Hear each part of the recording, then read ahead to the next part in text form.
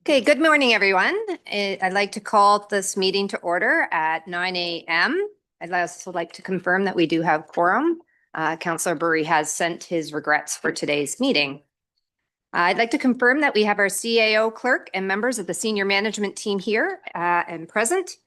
And as always, we always invite public comment at TML public comment at muskokalakes.ca. But as for today, that none have been received. A reminder that today's meeting is being live streamed and recorded on the Township of Muskoka Lakes website and YouTube channel. By participating in the open public meeting today, you are consenting to your image, voice, and comments being recorded and posted online. There was not a supplementary agenda issued, and at this point, I would like to ask if there's any disclosures of pecuniary interest. Mayor Kelly? Thank you, and through you, I would like to make a conditional declaration of pecuniary interest on item number 7, the discussion about the arena action plan. I will be able to participate until such time as an actual specific discussion happens about the location of whatever comes of that discussion. So I can stay around as soon as I hear somebody or as soon as we get specific about a particular location. I will declare and leave because I own land adjacent to one of the existing arena sites. Okay. Thank you for that. Are there any other disclosures? Okay, seeing none. Just a reminder that the motions have been pre-populated with random movers and seconders to expedite the meeting, and that members shall physically raise their hand for voting until the chair has confirmed the vote. If the vote is unclear, a verbal vote shall be recorded by the clerk, but this is not considered a recorded vote. So at this point, I'd like to move on to item 5A, which is our invited delegation today. And I believe they're all joining us via Zoom. I see you on the Zoom on the screen now. So welcome to Mr. Stevens, Mr. Gravelle, and Dr. Cross to walk us through the MAOHT recruiter funding renewal options. So gentlemen, I will turn the floor over to you. As for all of our delegations, there is 5 minutes for your presentation. I will then turn the floor over to committee for them to ask any questions.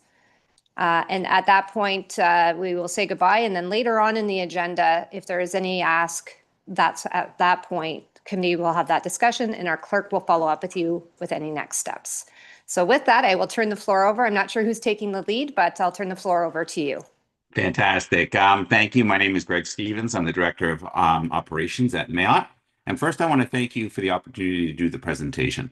I think Liz has the presentation and we'll just put it up and we'll move at a good pace and we're looking forward to some questions. I'd also like to introduce, while the presentation is being put up, Dr. Keith Cross, who is board chair at Cottage Country Family Health Team and a local family physician practitioner, and also David Gravelle, our HHR recruiter. So Liz, if you could go to the next slide, that would be great. So a little bit of history. Health service providers, hospital foundations, the district and municipalities, there is a list later on in the deck and we'll get to it, have funded the HHR primary care recruitment program for initial 3-year term. So we wanted to give it a try, and it expired on December 31st, 2025 upcoming. And what it does, it funds in particular, our actual recruiter, a budget, and any other activities we want to do around recruitment. But the main focus really at this point is the recruiter and the associated budget, and that's what the ask goes towards. The task force, based on what we're seeing actually in the field, recommends that there's a 3-year extension to the recruiter position, including the budget. 2 key rationales: continued shortfall of physicians and NPs throughout MAOHT, and also success to date in terms of having a recruiter and the impact it's had on local practices. If we take a very quick scan of workforce analysis within MAOHT, just looking at what we have today, not looking at expanding population as the region continues to grow, 26% of family physicians have been in practice for 30 years plus, and 18% of nurse practitioners have been in practice for 20 years plus. So we can expect even if we maintain what we have today, fairly significant retirement turnover over the next few years, and it'll keep recurring. And so we must be proactive. What do we have today if we look at wait lists? South Muskoka wait list, unfortunately, is 13,000 folks on that wait list. In Huntsville, an area wait list is 5,176. Healthcare Connect, which is a provincial program, and you're probably hearing it more about it in the news as they look to lower it. That is the province's particular item is 1,325. That is lower. That was part of the program design at the time, which they are relaxing this requirement. It stated that if you went onto Healthcare Connect, you would have to give up your current family physician. And so there's been very low take up, and you see other wait lists growing across MAOHT. And lastly, we have Berks Falls at 650. So, Dr. Cross, what is your thoughts and what are you hearing with your peers in terms of the need for a recruiter and the impact it has on practices within MAOHT? Thank you, Greg, and thank you very much for having us. I'm a family physician locally. The program has been very successful. David has recruited about 25 new people. As Greg mentioned, they're not net new because we are losing 1 or 2 people to retirement every year. But previously, we were doing it all off the sides of our desks. And if you get busy with clinical work, you would sometimes drop the ball or not follow up in a timely fashion. So I would say it's been extremely successful, and we are filling positions. Fantastic. Liz, can we go to the next slide? So we actually have some good news. There's opportunity. Dr. Jane Philpott, the Ministry of Health, the Government of Ontario is putting a focus on primary care, and they're investing in it. And so that's 1.85 billion. It continues to grow. But the bottom line is that they're saying every community will have an opportunity to grow and expand practices, and that means more people. Ontario health teams are also mandated to advance primary care networks, and this means that in local decision-making, primary care will be front and center. In our OAT, it actually is, so we're a little bit advanced on this, but there is going to be formalized networks created, and in our case, we've got roughly 50% of docs, NPs, and midwives already signed up. And what it does is it gives you a long-term view that impacts their practices. And, primary care has a huge impact in terms of healthcare across MAOHT. There is other things that if I could just comment, we're just getting close to the 5-minute mark here. So I just wanted to get to the end. Thank you. Perfect. Thank you. So there's lots in the deck. We'll have people look over it, but there's lots of opportunities. And if we go to the next slide, Liz. I'm just going to introduce David. David's got over 20 years of experience, and one of the key things that as a recruiter, he's going to have to build local partnerships. And what that means is every time you get a new physician in a practice, they are actually a partner in that practice. So you have to set up a trusted relationship. And in this trusted relationship, it is key because it is long-term planning. So in the deck, it really outlines that we're very pleased to have David, extremely experienced, and he's already building up those trusted relationships all across MAOHT. So in that vein, David, do you want to touch on a few things that you think are key? Yes, if you can just go to the next slide, please. I won't go through it, but I just want to introduce myself. As Greg mentioned, about 20 years experience, previously working in Midland and Penetanguishene and at Georgian Bay General Hospital in Midland. So I'm one of the more seasoned, and I won't say senior, but seasoned recruiters in the country, and really hit the ground running in December. My focus initially was to make sure our ERs and hospitalist programs were solid through the summer months, and I'm pleased to say they were. And now I'm working on the long-term recruitment strategy so that we are basically, as Greg mentioned, maintaining the status quo, getting those people off the wait list, dealing with succession plans. So when people retire, there's a pipeline built behind them to replace them. Part of my role is pipeline development, community engagement, and collaboration, both at the local level with our local municipal councils, our EDOs, and of course at the provincial and national level. I know we're running out of time, but I just wanted to say hello, introduce myself. I've met the mayor and your CAO on a couple of occasions, and I look forward to working with you to fully staff the health hub in Port Carling and any other services I can provide to the community. Thanks so much for your time. Perfect. Liz, last slide, and then we're complete because I know we're running out of time. Here's where your peer municipalities in the district have been funding. This is current funding level that's been supplied across the board.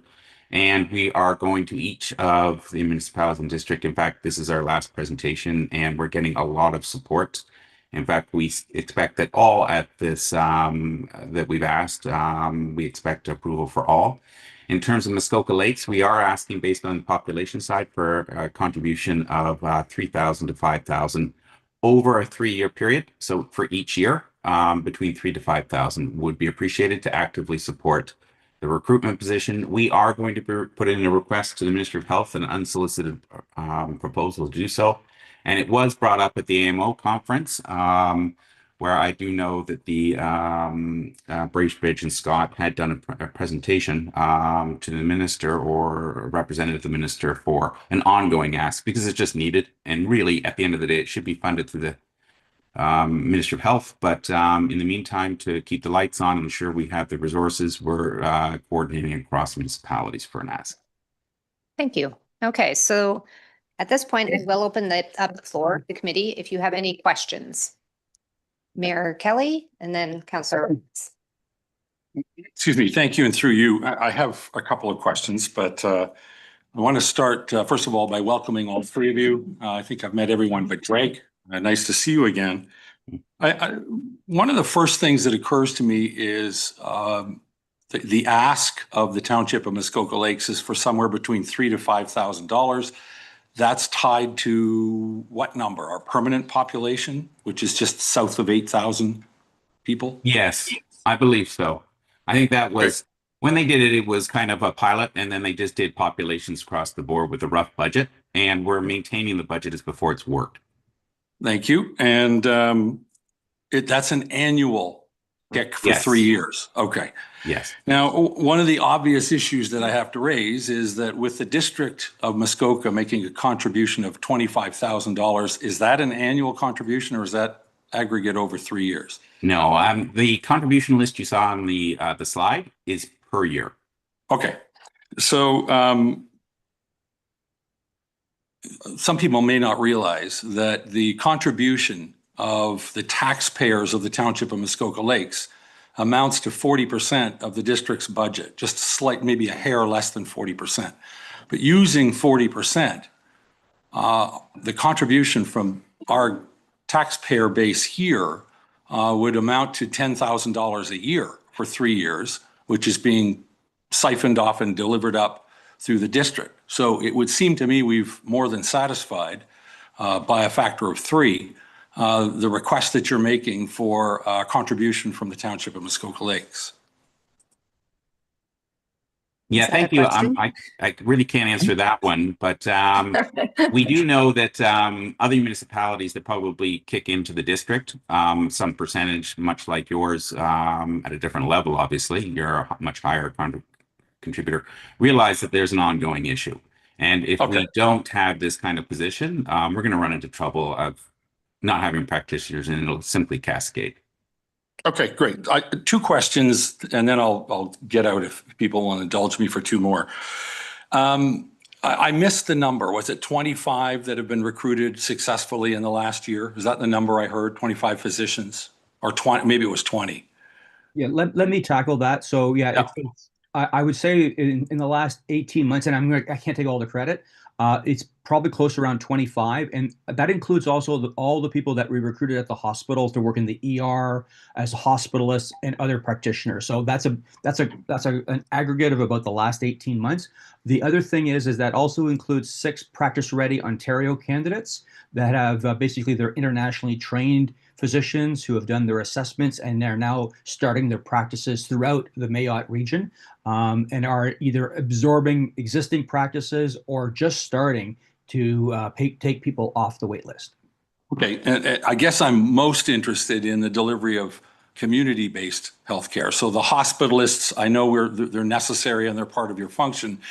What I'm curious about is how many of the physicians that were successfully recruited to work in the community in any of the 6 district lower tier municipalities went to a municipality that wasn't offering large settlement funding. I understand, and I've only read about it on social media, but I understand there's some pretty decent success fees or whatever you want to call it to bring people on board. And I'm just curious to know, have you had success bringing people into communities without paying those fees? I see Dr. Cross's hand is up, but I'm going to tackle the first part of this, and the answer is yes. So spread throughout MAOHT, have like from all the way from Sunridge down to Berks Falls, Huntsville, Bracebridge, Gravenhurst. So the answer is yes.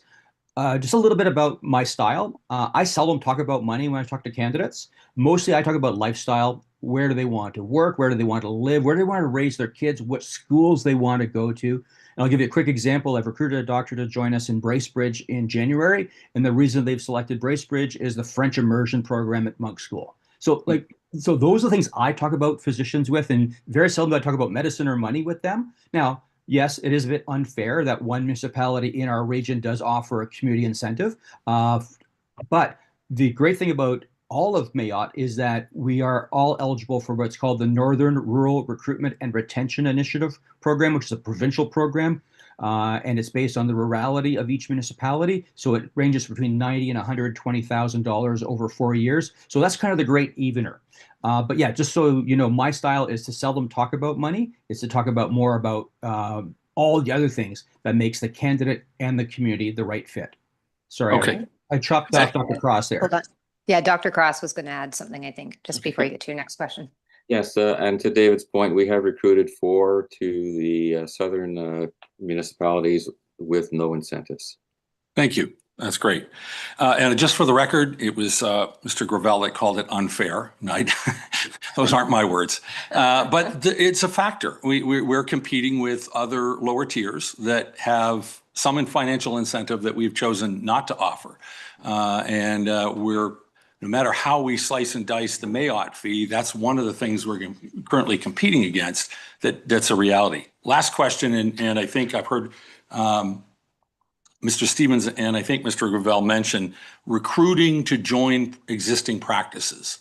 How does a truly independent physician who wants to practice independently fit into the model of MAOHT, which seems to be more inclined to hook people up with existing practices, legitimately so? I'm not questioning that, but I'm just wondering whether someone who truly has an independent soul and wants to maintain an independent practice has the same reception from MAOHT as does someone who wants to join one of the healthcare teams. David, I can answer this and I'll get your point of view too, but we're agnostic. So we are looking for the best fit for the community and the physician and or NP and or practitioner that wants to go there. Generally, we see most actually want to join a team because they get a lot of support. Operating alone is a challenge. You have all the overhead and everything else to do, but there are some that want to do that. No issue. David will work with them and actively recruit any physician or NP who wants to come to the community. David, anything else to add?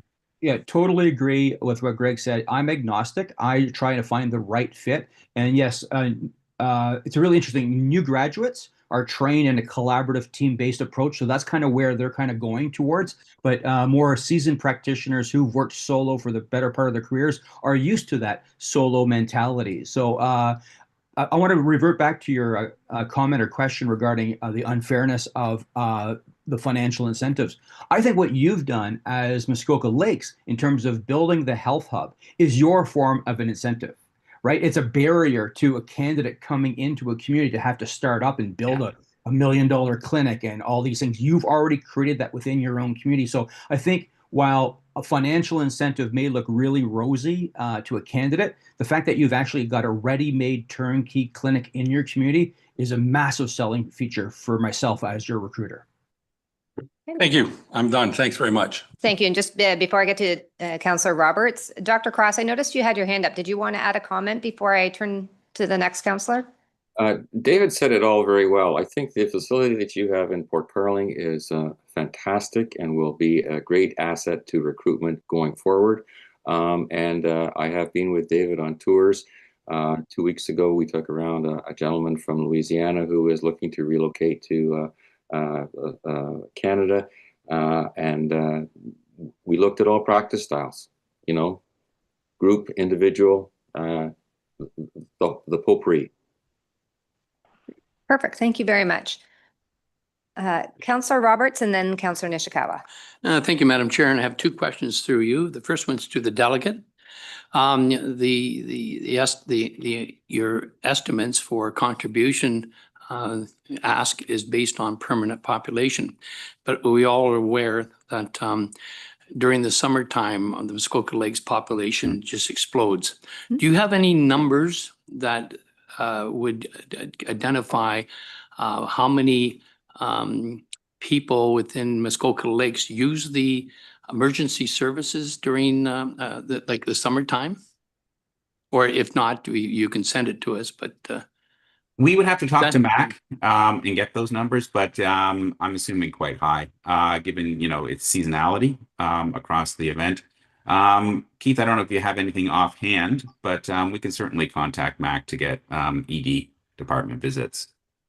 Yeah, so Thank you. I think so the numbers go up substantially, as Greg know, and you'd have to extract the data from MAHT visits.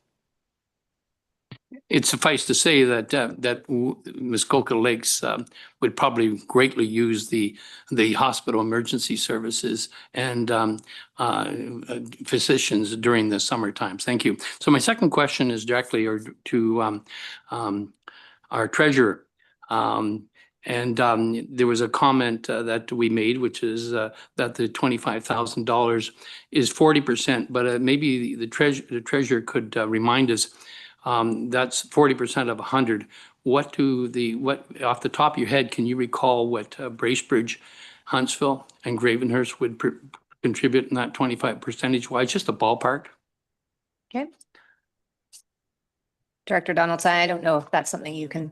Yeah, you're kind of catching me without unprepared, so I don't have those numbers at the ready. But I mean, I would say they would be in the.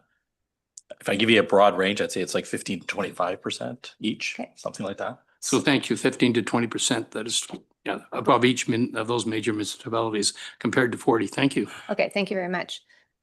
Councillor Nishikawa and then Councillor Zavitz, did you have your hand up? No. Okay, Councillor Nishikawa. Thank you. I'm not sure who I can answer, so through you to the gentleman about the Monk Fund. And when the fund was first set up, I was excited because it actually talked initially much more about Muskoka Lakes. But I've watched as the months go by and actions happening and things, and I haven't seen where Muskoka Lakes is getting affected. And I have to say, just personally, I'm not able to use, well, I guess I could, or, where I'm located, it's much quicker for me to get to Orillia and sometimes even Perry Sound. So I am that part of the residents in my community are part of that, not part of the Bracebridge Hospital situation. And also many of us don't, we have our nurse practitioner now because of the doctor retirement, which was a real loss to this community.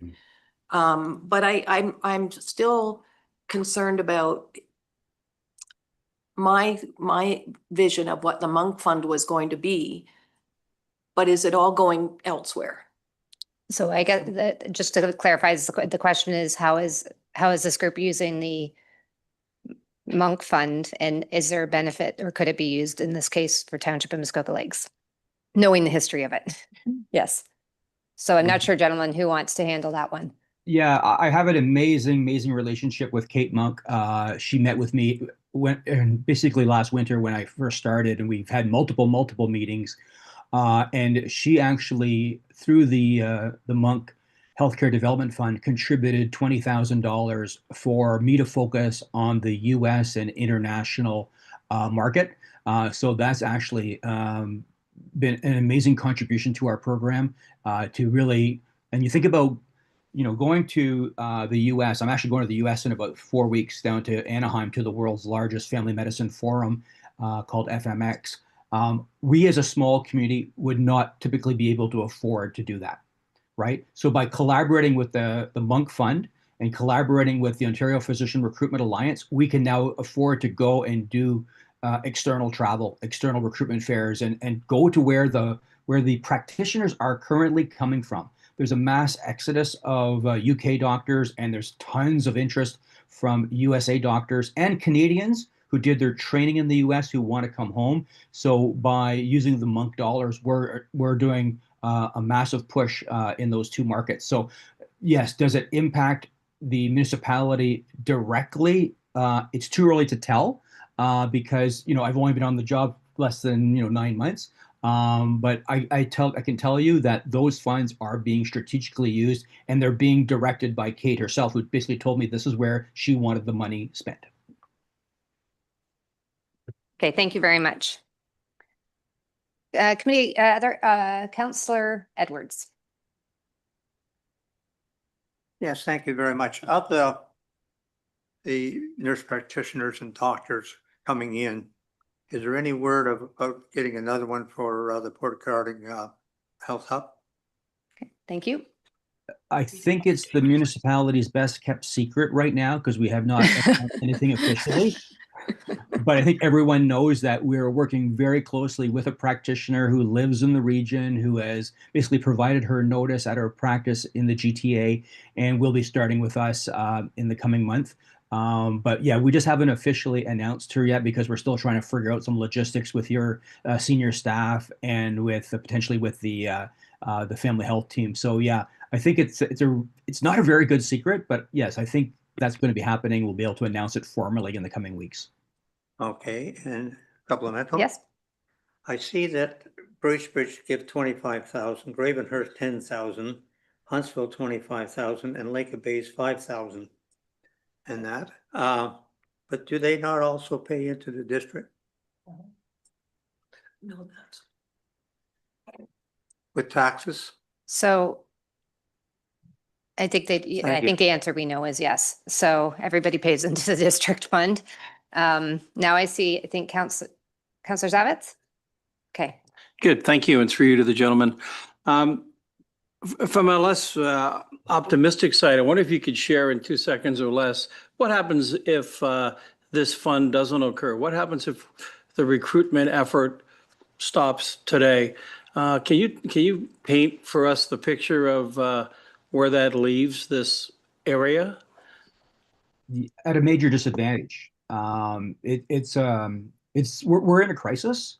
I have to give you a little bit of history. When I started in Midland in 2006, a third of my region of Midland, Southern Georgian Bay, was without a family doctor. And over a decade, I was able to bring that down to a negligible number. And then the program changed. And now they're back to about a third of the municipality without a family doctor. And then they've hired a new recruiter who just started last September. The fact is that recruitment will continue. But as Dr. Cross mentioned earlier, it'll be off the side of the desks of the physicians. There won't be a regional approach. It'll be the Hunger Games, because each little municipality will have to step up and basically try and solve their own issue. This working through the MAOHT program and through myself is, as Greg mentioned, the word agnostic. I work for the entire region, which stretches from Severn Bridge to Sunridge. So I'm trying to find the right fit. And ultimately my goal, and I don't want to sound egotistical, I'm very good at what I do. My job is to work myself ultimately out of a job. But that is like probably a decade down the road because it is a long process to recruit doctors. I'm going to say that from initial contact to actual placement is typically 18 months. Sometimes they happen sooner than that, but that's the process. And I literally just started in December. We've got some great momentum happening. And having all the communities engaged is a big selling point when I tell physicians about Muskoka and Almaguin. So I hope you see us as a worthwhile partner and service to your residents. And maybe just to add to David's piece, a piece of math that was in the actual deck. I think what makes me nervous the most planning ahead is the retirements upcoming at 26%. It will amplify the competition for folks. And like Keith said, you get into a downward spin. People get more and more busy over time. You have less time to actually recruit in your practice because it's your practice. And then next, you're losing people at the same time, making you more and more busy. So you start to go You can't actively recruit, you can't plan ahead, and you get into crisis situations where people lose physicians and aren't attached. We can alleviate that by simply planning ahead, actively planning, going into different areas, and then having success and at least improving, maintaining and improving is the goal over time. And the more success you have, the more you get known, and you start to go the opposite way. Thank you. Dr. Cross, did you have a comment? Yeah, based on the numbers of primary care providers we have in the region that David described, Sunridge to Severn Bridge, we're losing to retirement roughly 3 a year. So our replacement needs to be at least 3 per year, and that's not allowing for growth. And we are growing. And the other thing that's a phenomenon of healthcare is we're getting older, and generally as we get older, as a Canadian society, we consume more healthcare. So there's a variety of factors where our need continues to escalate. Okay, thank you. Okay, quick question. Councillor Nishikawa? Thank you. I just wanted to, I guess, be more direct as to what the province is doing for you. Or Yeah, so that's a good question. Has it all been down, Yeah. like pushed down to the municipalities? Thank you. Yeah, we're making the case. So there's two things that are happening, which I'll go back to the optimistic point of view. The PCAT submissions are a big deal. And sorry, I'll drop the acronym. The ability to apply for the Jane Philpott funds to expand is a good thing. But for the province in themselves, in terms of actual recruitment for supporting an HHR recruiter, for example, we have submitted proposal maybe 2.5 years ago. The answer was no. We continue not to get support on this front. However, we are doing multiple asks to do so. So David had an opportunity to talk to Dr. Philpott in person as they were talking to multiple recruiters. And David, I know you brought up the case through the AMO. The case is being made over to the ministry as well. We will be putting in an unsolicited proposal because things are changing. They're recognizing primary care. And even in the proposals per community, we're advocating that they will put, so for instance, if Cottage Country puts in a proposal, that they would put an allocation in for a recruiter. We're going to constantly amplify the need. It is needed in these kind of communities as compared to the GTA. That's just a fact. And we're hoping for support from the province over time. And in the meantime, we're going to reach out to municipalities because we need it now. I'm going to amplify that a little bit more as I belong to an organization. I'm on the board of directors of OPRA, which is called the Ontario Physician Recruitment Alliance. So it's a group of all the not-for-profit recruiters in Ontario, the ones that work for communities, hospitals, Ontario health teams. And a policy paper was just sent to all MPPs, including ours yesterday, basically asking the province that OPRA become the de facto provincial recruitment agency for the province of Ontario. We're the feet on the ground. Now, having said that, will that take away the responsibilities of local municipalities to contribute? Likely not. But it will help us to do things on a greater scale. If you think about it, Jane Philpott's program is to attach 2 million Ontarians to a primary care provider in the next 4 years. Well, the worker bees are the recruiters like me across the province who are doing this work on a daily basis. But we need to do this on steroids, right? Because the need is so great. So yeah, there's a number of tentacles being pushed out by MAOHT, by the Ontario Physician Recruitment Alliance, to bring the province to the table to support us so that it's not a fragmented approach from each municipality doing their own little thing, that we have a more cohesive strategy and a more cohesive effort so that any win for Ontario is a win for all of Ontario. Sorry, a win for a community is a win for all of Ontario. Okay, thank you. Follow-up, supplemental? Thank you, Mr. Mayor. I'm feeling that I did it, but I just want to make sure we have questions because we will talk about this later on as to what our next steps are. Mostly I just wanted to, is this an opportunity for us to take a step to health services, the district, to ask for them to send off greater support? I guess anything is an opportunity. Do I think that's a good idea? No, but I think that probably best saved until we get to the discussion. I've got lots to say. Okay. Thank you. Any other questions, committee? I'm seeing none. Thank you very much. That was a great Q&A, so we appreciate your time today. It was nice to meet you online, Mr. Gravelle, and welcome to Muskoka. So, Thank you so much. Thank you very much. Have a great day. Take care, everyone. Thank you. Bye. Bye-bye. Okay, we are now moving on to our next item, which is item 7A. I'm going to welcome Mr. Moore to the podium. And I'm trying to understand, I guess I'm going to put this out to Mr. Moore as well as to committee. Mayor Kelly has expressed that he would like to be able to participate in today's discussion to a level he feels comfortable, which means as we're going through this, as Mr. Moore walks us through, and then we go into the question period, I think the one part, and I just make sure I've captured what you've said correctly, is if we can avoid discussion around location, it allows Mayor Kelly to participate in the discussion. At a point in time today, if we want to, so I will try to make sure that we're always staying on that topic for as long as we possibly can, I guess.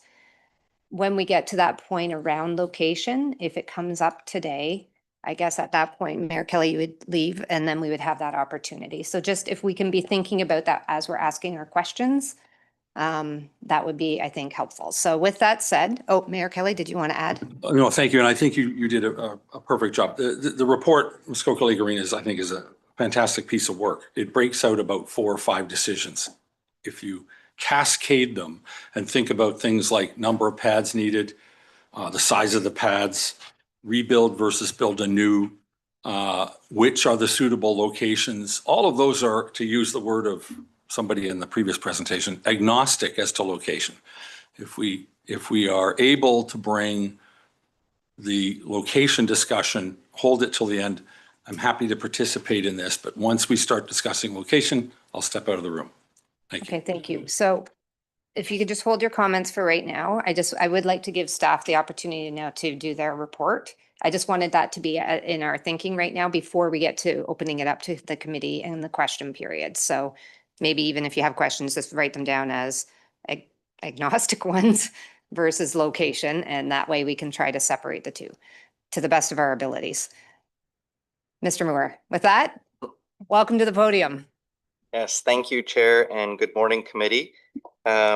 Today's staff report is the first on the Arena Action Plan, and we've actually developed more of a presentation style for this report because attached to the report is a document titled Planning for the Future that staff have prepared to help committee and council with a future decision on the Muskoka Lakes Arena.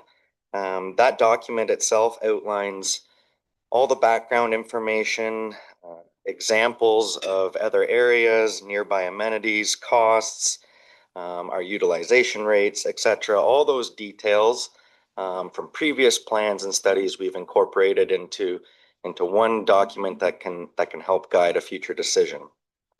So with that, we've got the presentation up on the screen. Thanks, Liz. If you'd like to go to the first slide. The first slide, it's a little hard to read, a little small, but the first slide outlines our Arena Action Plan. This was taken to committee in May of this year, and really the plan was to help a process of how we would get to a decision for Muskoka Lakes. And really the idea behind this is we've done arena feasibility study, etc. But really there's 3 questions that need to be answered. How many arenas should we have, or ice pads? Where should they be located, and whether to rehabilitate or construct new? So you can see there today what we are doing is presenting a short list of options to help start that process. Next slide, Liz. So the goal for today, it's staff's intention that today's report be provided more for informational purposes. No decisions have to be made today. The idea is to review the background information, evaluate the provided list of options, at which time we could then return to a future meeting to discuss those further, prepare financial and implementation plans, and decide on future steps for community engagement. So we'll dive into to a little bit of the details throughout the document itself, and this is kind of be a little bit of an overview of how we've gotten to where we are today. So Liz, next slide. Obviously, we've got our previous plans and studies. That starts right from the top with our strategic plan. A few years ago, we completed our Parks and Rec Master Plan, which recommended the arena feasibility study, which we completed last year. That arena feasibility study allowed us to dive deeper into the background information of the arenas themselves, the utilization rates, condition of the buildings. It allowed us to reach out to the public and get some feedback and comment there. And finally, it provided us with some costing analysis to help with a future decision. Obviously, the last step in this process now is that arena action plan we developed. And ideally, over the course of that plan, we will finalize answers to those three main questions that remain. Next slide, Liz. Okay, so obviously, the history of the buildings and aging infrastructure. The arenas were constructed in the early 70s. General rule of thumb is for renovations to occur every 20 to 25 years. Just to bring those facilities in line with the current needs of communities. The original designs of the arenas were kind of a bare bones style, Win Ontario style arena that we see at many communities across Ontario. Your typical box building with change rooms and a lobby. Etc., to allow for the ice to be utilized. Thank you. That's definitely better. In saying that, obviously, over the past 50 years, the need for levels of service change, and it becomes apparent through these old facilities that change rooms lack the size nowadays to fit the teams and the number of players. Air quality and ventilation is lacking, insulation, vapor barrier, energy efficient in all these older style buildings. Obviously, in the last couple of years, we've seen cost and repairs that have been required that are unexpected. And this starts obviously to occur with the aging infrastructure. We've seen the chiller plates and dehumidifier in Bala. Our roofs have required shoveling. Heaters have blown, small brine leaks, etc. So, Liz, as we move into utilization. So within the district of Muskoka, there's 7 public arenas, 8 rinks, and 3 indoor public swimming pools. Of the communities within the district of Muskoka, Huntsville and Muskoka Lakes are the 2 communities that operate 2 arenas. Generally, the industry standard is roughly about 1 ice pad per 5,000 to 10,000 residents. Currently, Muskoka Lakes, on our permanent population, we run at a ratio of about 1 ice pad per just under 4,000 permanent residents. As it relates to swimming pools, because the feasibility study did touch on swimming pools a little bit, the general industry standard is 1 per every 20,000 to 35,000 permanent residents. Right now, the rule standard across Muskoka is we have 1 pool per 26,000 residents, and those are located in Huntsville, Bracebridge, and Gravenhurst. As we dive into the usage of our 2 arenas in particular, in Port Carling, we see that about 93% of their rentals are from local residents or local youth organizations. As we move to Bala, we see that a larger percent of the users of that arena are from outside the area. As we move into time usage, the optimal industry standard is typically for prime time hours, which is roughly around the hours of 4 to 10 p.m. The industry standard is you like to be occupied for about 80 to 90% of those hours. Obviously, the non-prime hours during the day, it's kind of common understanding that those hours are going to be hard to fill, unless, of course, you're dealing in a larger populated area. Within the Port Carling Arena, throughout the weekday, so Monday to Friday, prime time hours, 4 to 10 p.m., we utilize about 83% of that ice time. So within that, we are within the kind of the industry standard. For Bala, we're utilizing this past year about 70% of our weekday prime time hours. So again, just short of the industry standard, but between those two numbers, if you were looking at weekday prime time usage, those numbers would suggest the need for 2 ice pads. If we were to remove the users and only focus on local users of those arenas, the data would suggest that maybe 1 ice pad would be sufficient. As it goes to the weekend usage at both arenas is both below the industry standards. And from those numbers, weekend usage would suggest we could only use one ice pad, get away with 1 ice pad for that type of usage. As we dive into costs of these facilities, obviously operating expenses, the largest are the labor and the utilities of those facilities to run them. As it relates to the Port Carling Arena, it has a longer operating season than the Bala Arena, and that's due to the Cranberry Festival. The ice goes into Bala later. Both of them are loss leaders, and both of them have a subsidized rate of about 75 to 78%. And that's the same for both.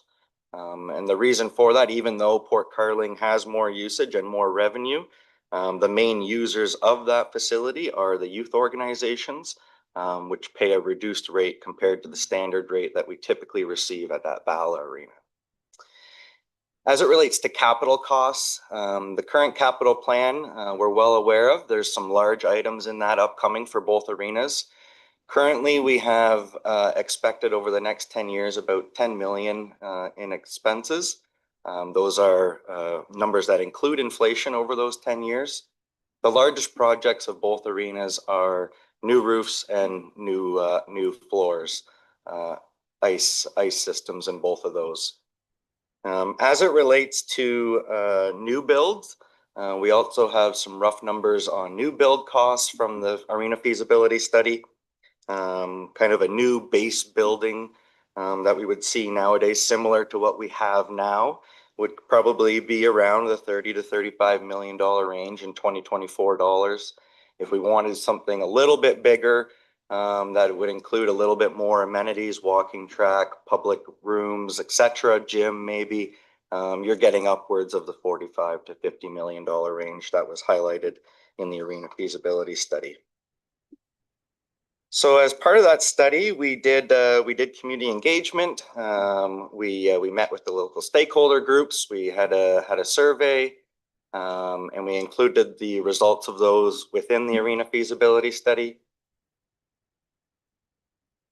Overall, to summarize, the most popular comments we heard was there's still a desire from the community to have an arena in each town, and their preference would be to keep the existing arenas where they are and as they are and just renovate those. As we move into our 3 main questions and the start of our discussion today, we obviously start with how many arenas. Again, going to industry standards, our data would suggest with our population that 1 arena would suffice. As it goes to community input, we're hearing a desire for 2 arenas and for us to renovate them.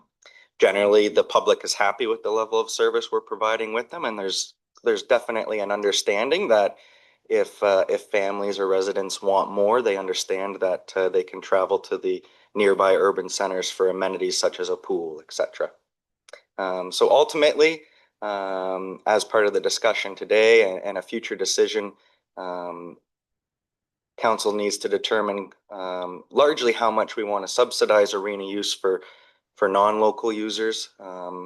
and then factor that in with other facts such as the industry standards, financial costs, etc. As we get into perhaps where those would be located, I think obviously if 2 arenas is the ultimate decision, it would make sense that they remain in our 2 urban centers, and you know, be connected to municipal water and sewer, be close to the public, etc. Should there be a decision of to proceed with 1 ice pad or arena, there needs to be consideration given to which location. That needs to be based on usage, based on nearby amenities. Those types of factors need to weigh into that decision. So getting into an actual short list of options. As we are all aware, there's lots of possibilities out there. We've narrowed it down to that first question, and let's start there. How many arenas or ice pads do we need? So we've got 3 options which outline 2, 1, or none. Within the option of 2 arenas, obviously that would mean maintaining status quo. It would make the decision on location, I think, fairly simple, the 2 urban centers as is. Within this option, there's almost 3 additional options that would be considered at a time. And that largely is determined around whether we want to renovate or build new. As we get into option 2 is obviously reducing service level to 1 arena or ice surface. And within that, again, there's 3 options within there. Obviously surrounding, again, building new or renovating. The slide uses the term repurpose, but really I think it's reimagining what the other campus or campuses may be. But there's 3 options within that option as well too that would need to be discussed at a later time. And then option 3 is the option for no arena, and if that is a decision where we look to partner with nearby municipalities on options and partnerships, etc. It certainly makes the decision of location easier, and perhaps is more just a focus on reimagining the current campuses that we have in each community. So with that, Chair, just to review, summarize, and bring us back, again, no need or to make decisions today. Staff envisioned kind of a process of leading us there, evaluating the information that's been provided. Obviously, we're at committee's will, so if there's a desire, as the report has stated, there's definitely alternatives, and we're definitely at the direction of committee to explore those alternatives if desired. And with that, Chair, maybe we will start with questions. Okay, committee. So as noted earlier, thank you, by the way, that was a very well documented presentation. So thank you very much for guiding us through that history and where we're at today. I do have a resolution. I'm not going to read the resolution quite yet because we're going to follow the standard protocol, which is asking questions. And just as noted, if we can try, the way it's been laid out, I feel like we can do this to talk about the number. Mm-hmm. That's truly the biggest decision. Yep. And then the next question I think would be, whether it gets renovated and or a completely new one. Then that third thing could be location. So if we can just try to remember when we're asking our questions to the best of our abilities. I did. Okay, so I see a hand up. I saw Mayor Kelly and then Councillor Kent and then Councillor Nishikawa. Did you have your hand up? No. Okay. So Mayor Kelly, Councillor Kent, questions. Thank you. And through you, excellent presentation. One question, you mentioned a couple of times or 3 times that there were really only 2 choices as far as location. I thought there was a third. Okay, Mr. Moore. Yes, through you, Chair. The mayor is correct. As we see in option 2, if the decision is to proceed with 1 ice pad, the 3 options within that option allow the opportunity to explore perhaps a neutral site if that's desired. Yes. Okay, thank you. Did you have any other questions or no? Okay, Councillor Kent? Councillor Zavitz? Thank you. And through you, Mr. Moore, that was a great presentation. I had a question on your statistics on the usage side. I didn't understand them, and that may just be my ignorance. When you say local versus non-local, can you just clarify, and why are the usage stats between the arenas so different, I guess, just in terms of the local versus non-local? Okay, Mr. Moore? Yes, through you, Chair. Local are the organizations that are operated within Muskoka Lakes. Non-local are the youth organizations that we see from other communities outside of Muskoka Lakes that are coming in to use that ice surface. Examples of those are the North Central Predators AAA team out of Aurelia, the Aurelia Girls Hockey Association. Those are the types of organizations that we are seeing utilize the Bala Arena during the weekday prime times. As it relates to our local youth associations, the minor hockey and the local figure skating club, they primarily use the Port Carling Arena for their use. The local minor hockey association is an amalgamation of MacTier and Humphrey as well, so they also utilize those ice surfaces. If that helps. Okay. Can I follow up? A Just one quick supplemental, one. yes? Yeah, thank you. So am I right? I thought you said that if we didn't have the non-local, we could get away with one arena. I'm not in any way recommending that, because there's obviously a community that needs our, there is a community that uses these facilities, but did you say that? Mr. Moore?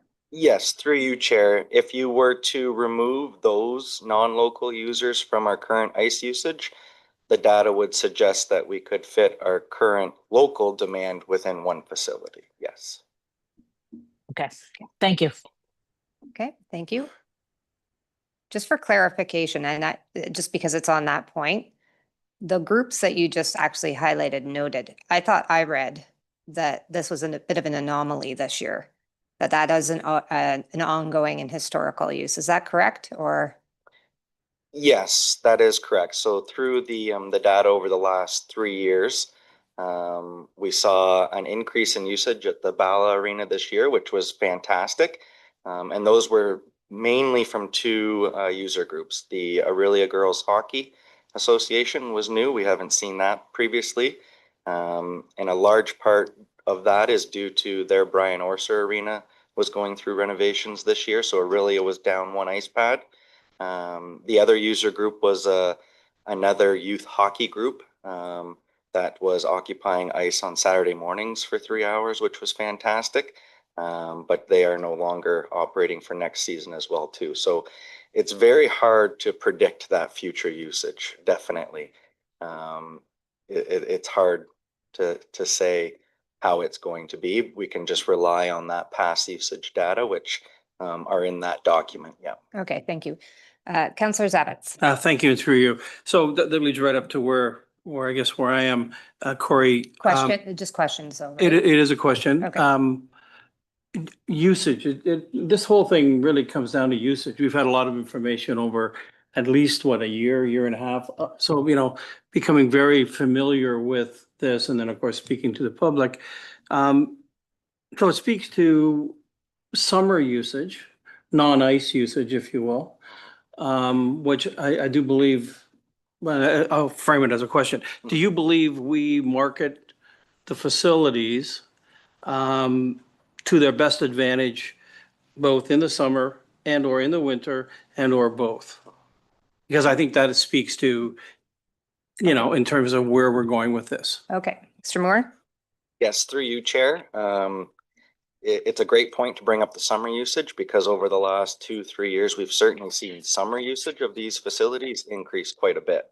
And that is largely due to pickleball, which, 3 years ago were not operating in our facilities in the summer, but now they are operating out of both facilities all summer long.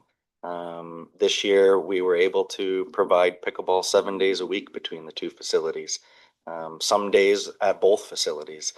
So there's certainly a demand there in the summer, which is great. In terms of winter kind of marketing, advertising that way, our arena supervisor certainly does work the phones and reach out to all these associations to try to fill those gaps in the ice. It's easier during the week. It's that weekend usage it seems to be hard to find utilization for.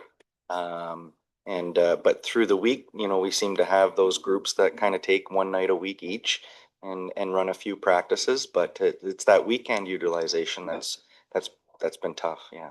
Yep. Thank you. A supplemental? Yes. If I might, thank you, and thanks for that information. Another thing that I've garnered from the report is, and I just occurs to me now that these buildings can have a lifespan of 100 years, is what I'm reading. Yes. If we're at that halfway mark, how many, do we have any sense of how many structures there are in Ontario, in our 444 municipalities that are in that 50 to 75 year age range? Because, who doesn't want a new arena? Everybody wants that. But at the same time, these are viable, functional, performing buildings, and they have this kind of life expectancy left. So I guess my question to you is, do we have any sense as to how many municipalities, I'm not talking about 120-year-old buildings that are gorgeous and Port Credit made of wood or whatever, but I'm talking about Ontario buildings around the province. Yeah. Okay.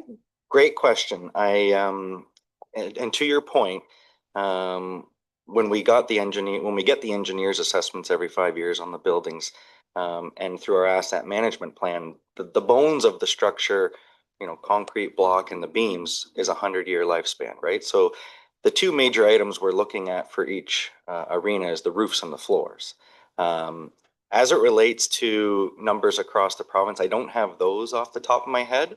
What I can speak to is the surrounding area. And within that document, the report highlights the other arenas within Muskoka and when they've completed renovations.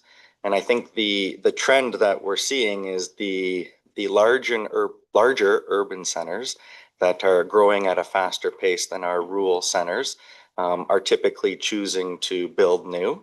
And that typically allows the opportunity to also provide a second ice pad as well. And we saw that most recently in Huntsville, in Bracebridge. That center was built with the opportunity to easily add a second pad to it.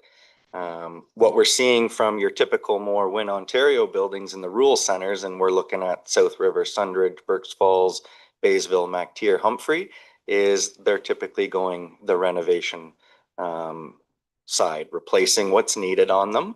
And for the large part, they operate for the use that they are, which largely becomes, a minor hockey facility for practicing, etc. Right? So we're seeing that trend of the larger urban centers attracting the larger events, etc., providing that NHL type facility, if you may. And we're seeing the trend of the rules, playing that supporting kind of role almost. So more like a feeder system. I As somebody who didn't think so, participate in the hockey world. Yeah. Now, we also have ice skating here. I think that's actually one of the bigger groups. One more supplemental, and then I If think I I saw might. Councillor Bosenberg, Thank you. and then. I think it's worthy of note that historically, we do not have, the Township of Muskoka Lakes does not have a good track record with minor hockey and the organization of that. This is a comment. I It- just well, really. so I'm gonna that ask- discipline. My question is there, have you had approaches from, minor hockey it's that organizational piece that's going to keep these buildings going, right? And I'm not asking that question. Mr. Moore? Thank you. Yeah, it's definitely a little bit of a tricky question. I would say our local youth organization, they still are fairly strong up until about that U13 level. And it's typically around that age where across Canada, we start to see a dip in participation numbers as kids get older and look to different activities. In saying that, we're also seeing a large changing of the guard in Ontario hockey. I have experience myself participating on a local minor hockey association board. They've recently opened up borders. There's no longer borders of where kids can play.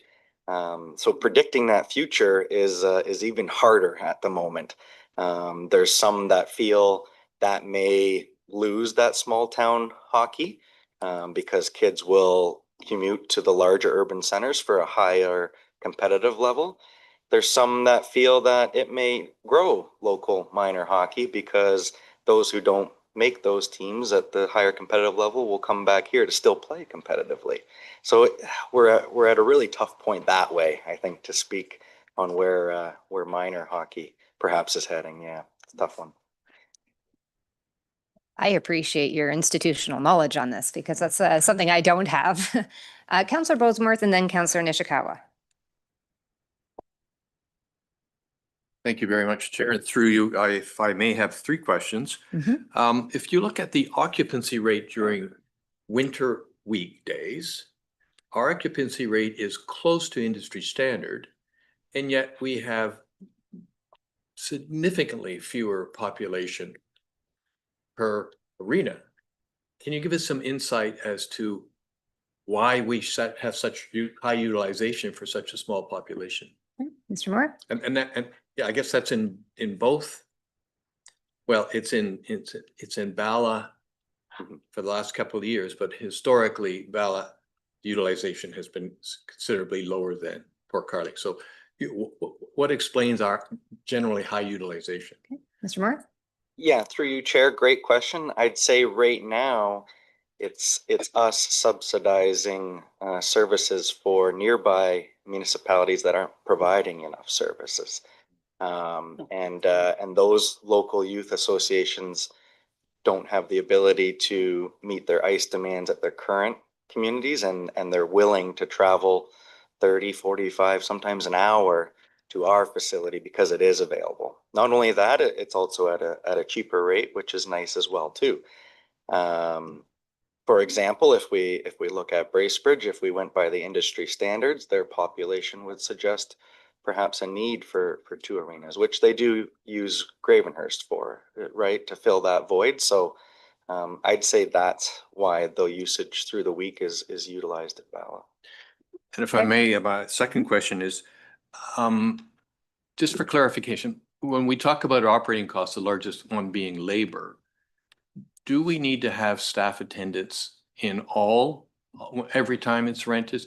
So for pickleball as well as, or can some of those activities be non-staffed?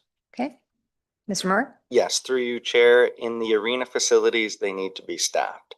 And that's in large part due to the plant system and the ammonia and the training that is required with that. Now, in saying that, if we're looking at the utilization of the arenas, there's nothing to say that we couldn't perhaps improve our optimization of those facilities. Perhaps there's an ability to operate them more efficiently, which could perhaps, reduce some of the overall operating costs. And I'm thinking about, perhaps only certain days are utilized, maybe those days that we know are utilized more. So, there's certainly options that way as well too that could be explored. Okay. So just to be clear, so when people are playing pickleball, we have staff there? That's correct, yes. Okay, thank you. And then I guess my final question was, it's a minor one, but the available hours changes every year. In one of your charts, I noticed, it'd be 691 and 710 another. They weren't big changes, but I was just curious. Okay. How that happens. Mr. Moore? Yes, through you. In large part, that changed this past year based on the days we had to close for the roof shoveling. So it's factors like that, or the exact start of the season date might change by a couple days here and there, and that's the large part of the available hour changes. Okay, thank you. That's it. Sorry, just before I just quickly, I just want to understand that. So if I could just before I come to you, Councillor Nishikawa. So this past year with the ice storm, It's my recollection that we had to close those facilities because of the ice on the roof, That's right. which would remove hours available. That's right. And that's because of the aging infrastructure. In the, Possibly. in the roofs, yes. Yes, Yeah. okay. I'm just trying to make sure I understood that. Councillor Nishikawa. Thank you. And through you to Corey. I have to give a little bit of a preamble. I've known you as a doer, I guess, or whatever. Mhm. But in fact, you were willing to start out a lacrosse league. Mhm. And I was wondering if you can make room for more new ofs, because that's what I was hoping to get out of your role, quite frankly, from what the experience I know that you have. So that there could be possible better utilization, you know, from the most facilities. I am that hockey mom too, that has sat in years and years of meetings and everything else. And I know the struggle that, it was OHA rules. It has nothing to do with, you know, where people want to play and everything. But if you get on the wrong side of the street, you can't play with your neighbors. And that's just the way that they had set it up. And it was really quite nasty too. Like, so if you were from Torrance or Walker's Point, you were being forced down to Gravenhurst. If you couldn't play with kids that you went to public school with. And then lots of people didn't think so. No, I'm thank you. I just wanted to have an understanding, because I don't know that if folks around the table, if their children haven't been involved up here, I think you're missing out on some important information. Okay, so was there a question though about being able to, so I just want clarity. So the question is there the opportunity to do other types of activities like lacrosse? Yes, through you, Chair, I definitely think there is. Have lots of ideas and just haven't quite got to that implementation of them yet. But we've obviously started with pickleball, which is a huge first step, and they do utilize it quite a bit. We have the roller skating in the evening, but I certainly think there's opportunity for more within those facilities, more so in the summer. Talk about basketball or lacrosse or even, you know, tennis, etc. There's certainly opportunities there. The challenge we run into, and we see this with roller skating, is sometimes in the summer it can be hard to convince people to come inside a facility. So some battles there, but I think if we can, you know, help find community kind of members or ambassadors that are willing to help as well, that can assist in that. But I think that's something staff certainly, want to explore more for sure. Is that part of your reimagining? Yes, okay. Okay, are there any other questions? Councillor Edwards? Yes, thank you. The Chair, I have a few. Mhm. Do we offer the school the daytime learning to escape programs or anything like that, Laurie? I'm sorry, I didn't hear the question. Could you say it one more time? Right, I asked, do we have daytime learn to escape programs for any of the schools? Daytime learn to skate, thank you. Through you, Chair, we have our public programming, which a couple days of the week there are times available during the day, which would be those non-prime time hours for public skating and stick and puck activities. We're certainly open and willing to assist with the schools for sure. If they have a desire to come and do public skating, we certainly welcome that opportunity. I know in the summertime, we do it quite a bit with camps and the roller skating. They'll come in and bring the whole camp in for roller skating for an hour or two. Additionally, one of the items we did improve for the winter usage was the public programming and the inclusion of public skating and now stick and puck, kind of a drop-in stick and puck opportunity. And we've put those in times where we feel like they could be utilized the most. So right after school for the kids, typically, you know, there was a gap, you know, ice rentals didn't begin until 5 p.m. So we were able to fill the 4 to 5 slot with an opportunity for kids to bring their sticks and skates and shoot the puck around for a bit, right? And we're seeing those public programs at those times utilized pretty well. So Okay. Thank you. Another question? Yes, I have a few, please. Okay. Through you. When we don't have ballerina rented for hockey or anything else like that, is it possible to open up for skating program so kids can actually just go and skate rather than stick Is the there puck and all that? yes, through you, Chair, and those were some of the ideas I was starting to begin to consider. Is perhaps that is, maybe there's a way to operate them a little bit differently if we, rather than maybe having 2 days open with public programming on each, maybe we combine it into one with larger public programming into one, and it could perhaps allow more opportunity while at the same time reducing some of that operating too. So there's certainly opportunities to explore there should that be the desire. Yes. Okay. And I guess the last question would be, maybe Mr. Donaldson can answer this one. If we were to build a new arena at $30 million, what would the interest be over 20 years? Approximately $14–15 million with interest rates. Mr. Director Donaldson? I'd have to confer with my amortization schedule to get that. I don't know. I'd have to calculate it. I'm not far off because I run the numbers that when Gravenhurst borrowed $15 million, it cost $22 million to pay it back. I remember the thing, so that's why I was just guessing at it. So, and I don't know what the interest rates are now, but it would be close. We could almost do the two arenas with the interest we've been over 20 years. Okay, I'm not seeing any other questions, so I will read the resolution.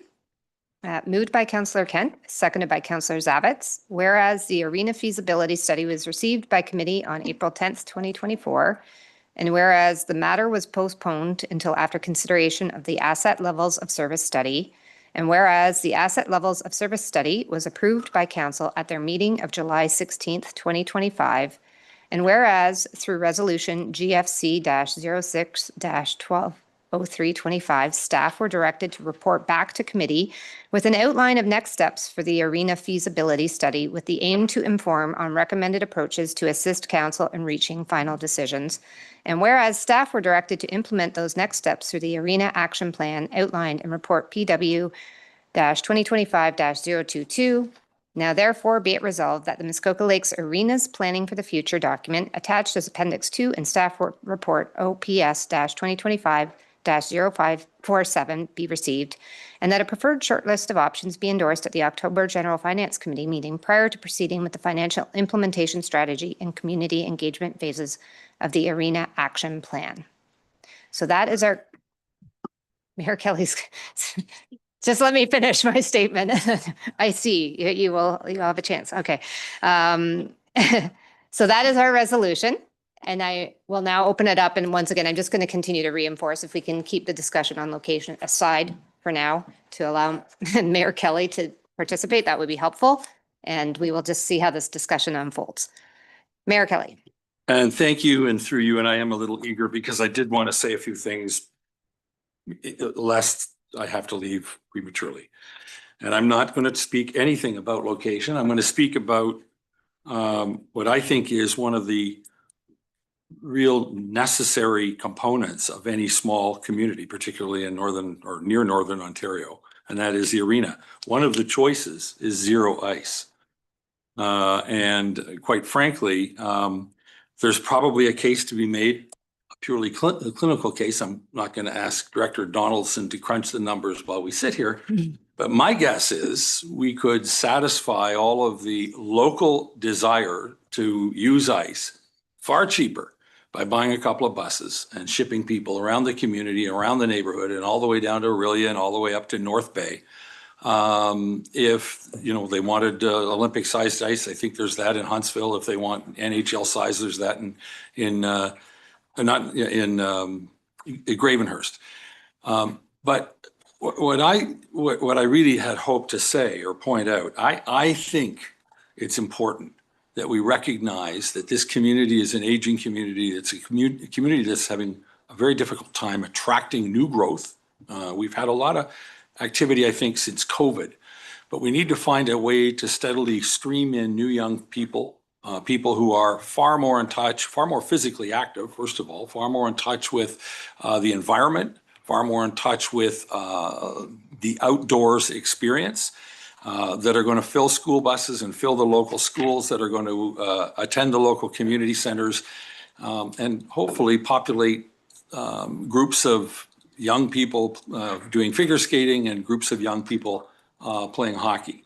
So I think we really need to look at what we need in the way of ice, but I think that the first premise I have is that we need to have somewhere some sort of a arena facility with ice availability. No comment yet on how much, how big, and where, but we do need to make sure that we have that. You know, we made all sorts of investments, and we continue to make investments in the kinds of things that I think will create or give some rebirth to what I believe to be one of the best small towns in Ontario to live in. Things like our parks and trails, things like affordable housing, which, you know, we will, as they were mentioning earlier on the doctor recruitment, we will have an announcement very shortly, I think, that will be a real game changer for this community and the rest of the district. We're making huge investments in the environment. You know, when you take a look at the pushback we've had on our official plan, it's all because we stepped up hard to put ourselves between a healthy, clean environment and some people who might otherwise want to abuse it. We're doing physician recruitment locally, very locally, outside of MAOHT, and it's going to be the one that I think proves most successful. We're investing in economic opportunity. We're investing in our emergency services with our fire station rationalization and other efforts. The reason why this is important is because I still think there's plenty of room for very small town living. And by town, I use to describe the entire township, not just the towns that are here. Anybody who lives in the township. I think more than ever, people are looking for slower paces of life. They're looking for more security and safety, personal safety. They're looking for less traffic, although I'm not sure they can get that here. It's all about meaningful connections. It's about knowing your neighbor. It's about working with your neighbor, you know, playing with your neighbor, helping to solve community issues with your neighbor. I actually think a lot of that centers around, as Councillor Nishikawa said earlier, and I think as Mr. Moore sort of exemplifies, active participation, family by family, in arena-based activities. And that's why I think it's important that we take, my suggestion is, and there's a long way to go to determine how much it's going to cost and where it's going to be. But at the end of the day, I sincerely hope we can find our way clear to modestly build something that exemplifies and typifies small town, the small town experience. I have not participated in earlier discussions. I have watched several of them, most of them. And when I hear discussions about how big we can be and how many ice pads and we can get endorsements and sponsorships, I frankly don't think that's who we will ever be. I think there's a struggle going on just down the road in much larger urban centers to do those sorts of things. And they have some of the amenities that might be attractive to NHL sponsorship and availability.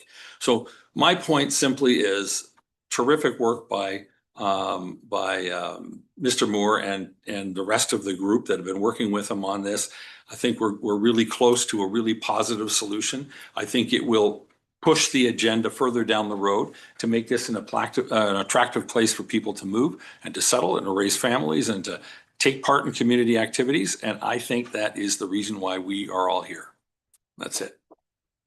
Okay, thank you. Councillor Roberts and then Councillor Zavitz. Thank you, Your Worship, because that's the way I'm thinking too, a small town focus. I'm thinking that I'd like to today consider changing the resolution with that insight and in mind. The idea, and Councillor Edwards brought it up about, you know, what it was going to cost to build a brand new big facility to attract more people from outside is very expensive. And, you know, it's going to be very expensive for us. And so we got to look at the community, got to build in the community. And I think that I think we should redirect staff to look at, go back and now, given what we know about our finances, about the challenges we're going to have, and come up with a small town view on this. So that's my point. Thank you. Okay, Councillor Zavitz? Oh, thank you, and through you. And I guess to both those points, yeah, small town, that's where we are right now. That's what we've got with the two arenas that we've had for 50 years.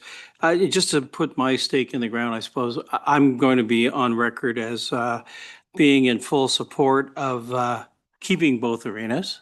And I'm going to be in full support of looking at that, as the report indicates, that next 25-year key time to continue to grow, to the mayor's point, in that community. You know, the more we have available, the pickleballs being well used, the ice time, I think that's a moving target. And I think we as a township need to be much more of a business driven, because that's the lowest ice rental probably between Toronto and Thunder Bay. And so I think we can market our way into more success than we've had. But I'm certainly going to be a supporter of keeping both arenas, updating the arenas with according to the capital projects, not so much upgrading. I'm not going to be a fan of let's put 6 new rooms in and do this and do that, change rooms, et cetera. But it could use a coat of paint, freshen them up. But I think we've proven, the community has proven that they want them. That's what I'm hearing, and they'll use them.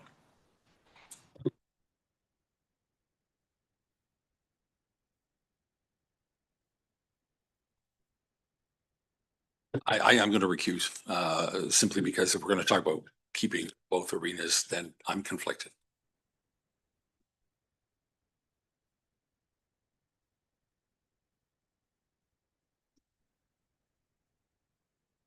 Thank you. Just because of Peter's last comment and things, I think I'm a little bit confused about where we're going in this discussion, or how far we're going in this discussion. What's expected today? I think that's a very good and fair comment. And I think that's part of having the ability to participate so now that he's gone, let's just, we have something in front of us today, which is what staff has presented, which is the introduction of the discussion about the arenas. And I think the decisions as laid out by staff are the 3 things, which is we need to consider how many ice pads we need. The second thing is going to be, do we think we need to rehab? That's not the right word. Yeah. What is it? Renovate. Thank you. Rehab, Renovate. Rehab, renovate. And the third thing is locations. And so I think that's when that comes up, that's where he was wanting to leave. So I think we don't have to make any decisions. I think Mr. Moore started that discussion today. Today doesn't need to be the day that we say we need 1 or 2 or 0. We could do that today. And I think that's what Councillor, not Edwards, Roberts, oh my goodness, this has happened to me. Councillor Roberts was introducing, was that maybe we could start making some of these decisions. Like, is there any new information that's going to happen between now and next? Maybe that's the question to ask. What would you be bringing back after today's discussion? If we pass this resolution, what would we be expecting from staff next month? Through you, Chair, the next step would be making the decision on the information in front of us. Once staff are directed on a specific option and perhaps subsequent option that we see within some of those options, staff would then return with the financial plan and implementation plan to help give that guidance as well before a final decision. I think that's part of the process as well. Any decision today is just an endorsement to start to look at that further. Ultimately, we would come back to committee at the very end and finally make the final call. Right now, we would just be endorsing or recommending to explore a certain option further, right? And get feedback on it, etc. Okay, thank you. So I saw, sorry, I'm going to go Councillor Roberts, Councillor Nishikawa, Councillor Zavitz. Thank Councillor you. Roberts. And thank you for Councillor Nishikawa for asking that question, because we get focused right on what we're trying to do. And in the staff report, under next steps, they're asking for, you know, tell us what you think you need or what you, and we'll go back and get some information. So I think we've got to make some decisions based on those three options. And I think it's a mixture of maybe pulls from each option, what we're going to do. But I think we have to give them clear direction where this committee thinks we should be with arenas, and don't waste their time. If we don't want, if we don't want a brand new arena, then don't get them to cost that. So that's the kind of thoughts I'm coming from. So again, I think what I'm now trying to put my mind to is there anything going new? Maybe committee needs to be asking ourselves this. Do we need another 30 days? Because I think that's what Councillor Roberts is suggesting, that we could have some of that decision-making today. But if we feel, as staff have noted within this resolution, that we need another 30 days to contemplate it, I was getting a sense that people already are at a conclusion somehow.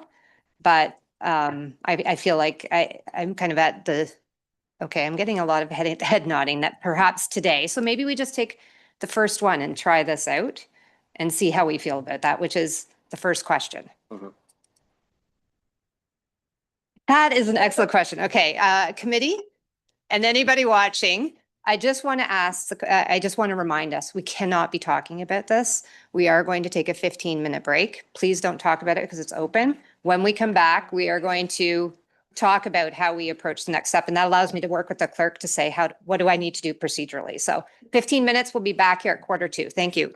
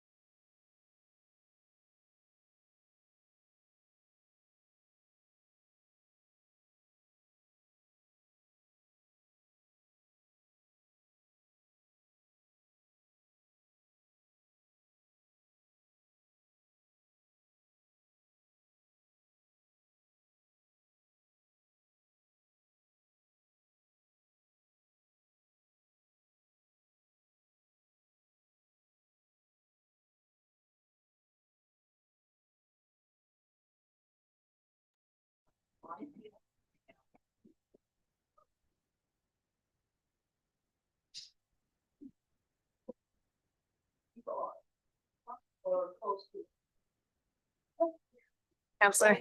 Okay, Counselor McIntyre is back. Now, Counselor Kent is back. Wonderful. Everybody, welcome back. So thank you. And thanks for the request for a break. I think we all appreciated that.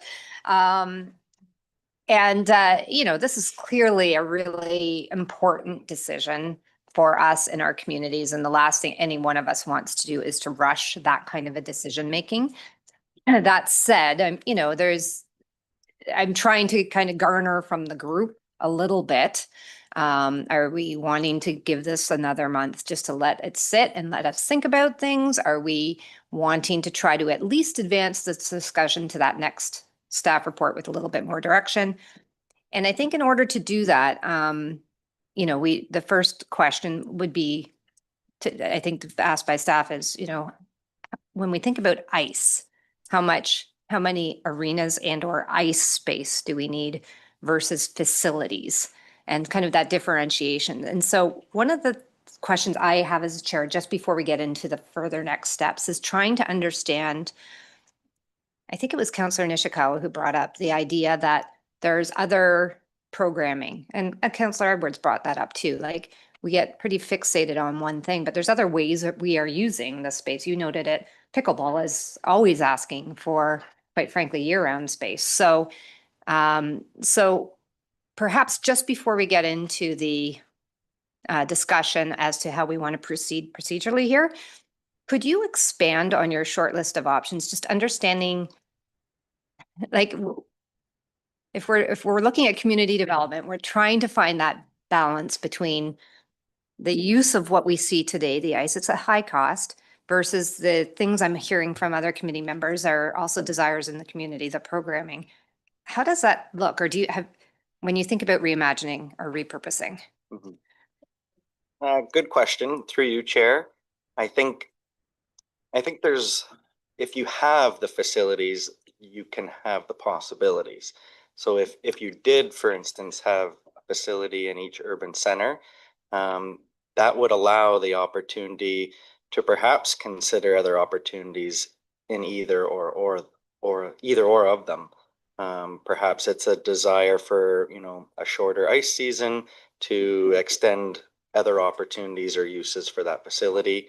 You could explore the opportunity of, you know, year-round dry surface within them, but you'd have to have the facility itself, right? So I think, is there that opportunity? Absolutely. And I think that would have to, you know, that could be part of future discussions and options as well.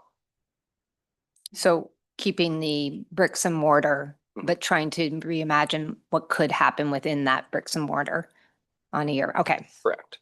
Okay. So, Councillor Nishikawa.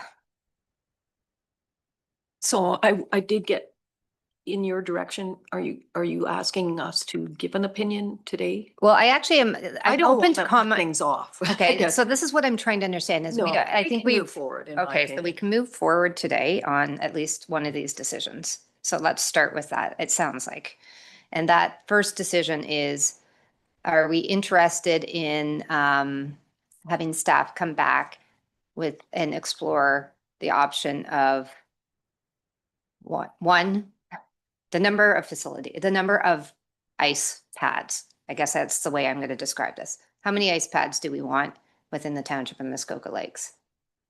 And so is that the question we want having on the table, or how do we want to move forward? Councillor Roberts, Councillor Nishikawa.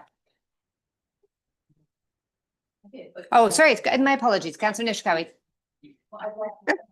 You guys are so, everybody's being very We've agreed. polite. Thank you. So how many ice surfaces is a loaded question, because I would like to have 5 ice surfaces.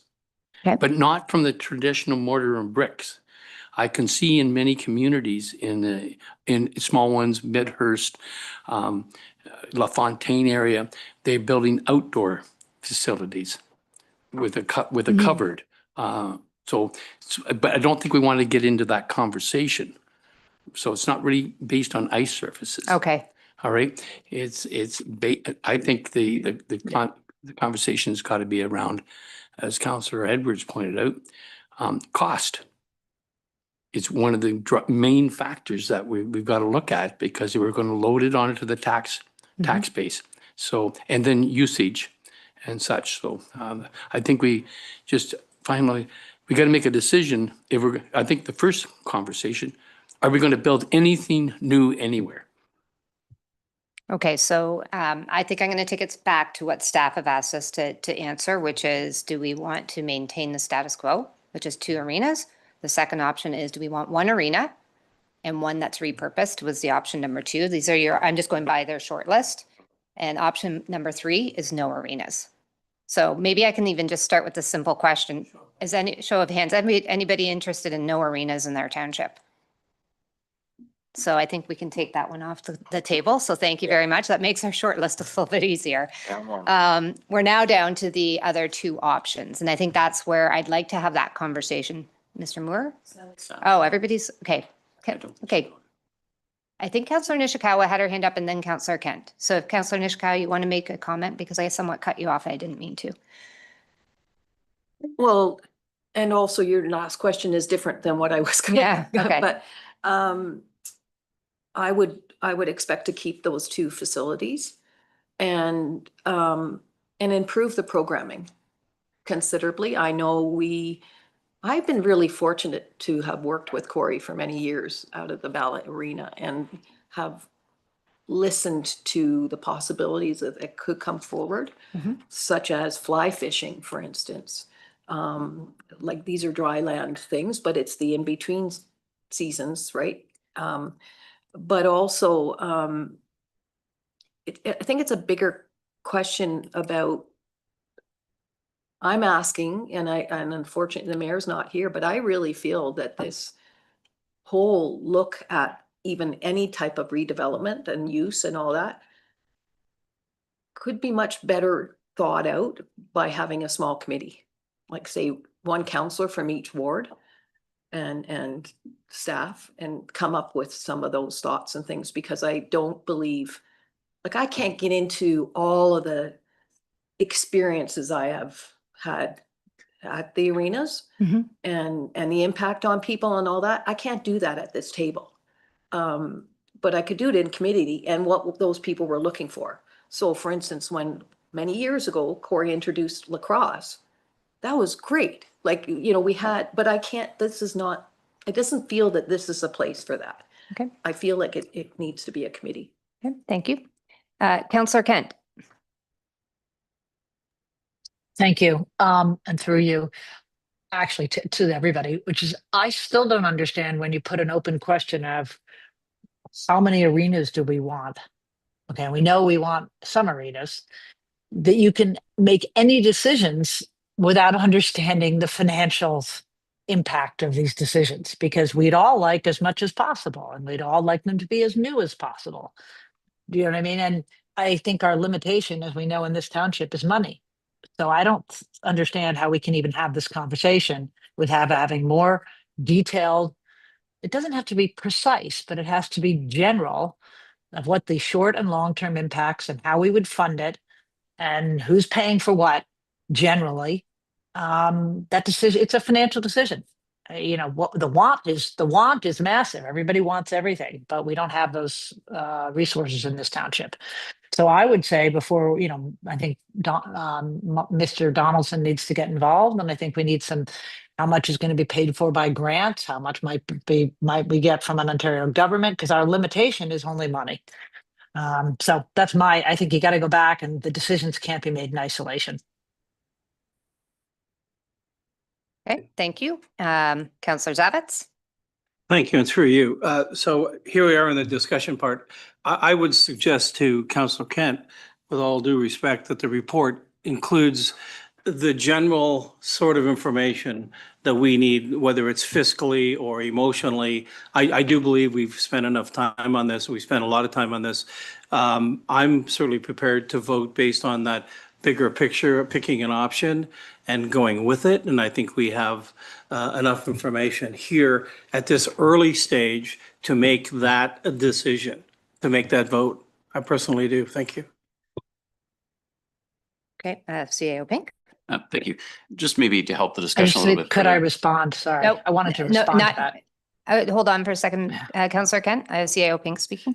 I just thought I'd help just maybe clarify a few things after Councillor Roberts and Councillor Nishikawa's questions just surrounding next steps. I think we're jumping ahead to potential future programming or potential, a third outdoor ice surface. Those are discussions that could be had at a future time and a later time, and a committee group could be formed if that's the desire to explore those things. Just to remind committee, when the arena action plan was approved, I believe it was back in May, there was the option to form a community or a committee group or a working group to study this issue. And the desire was to keep it around the entire committee, the whole table. And that's why we're here. So I think further to Councillor Zavitz's questions, I think staff, Corey, has done a good job of putting the important information that you need to make an informed decision. Typically, as Councillor Roberts has pointed out, the utilization of the arenas and the costs with respect to those options. Staff's happy to prepare a financial strategy as noted in the next step to Councillor Kent's comments.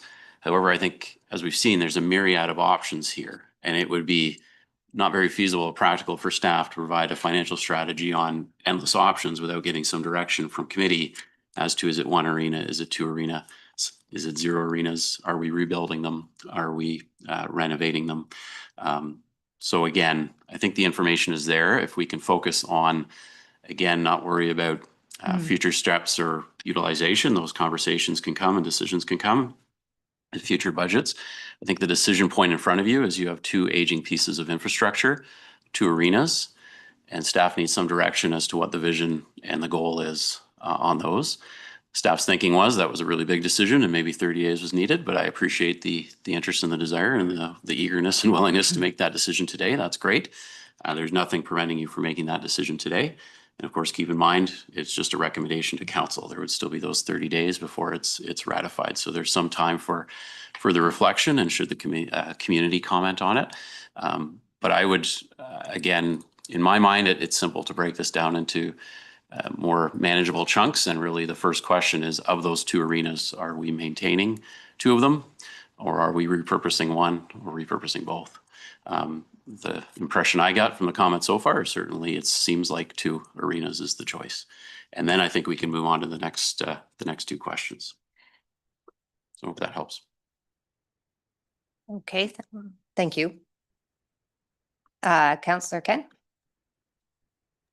Thank you. And sorry about that. I was just trying to get my comment back to Councillor Zavitz. My point is not that we need detailed numbers, but I got the numbers in there. Yeah, 40, 50 million if we do a full overhaul and the numbers that Corey presented this morning, but that's going to have a direct impact on taxpayers.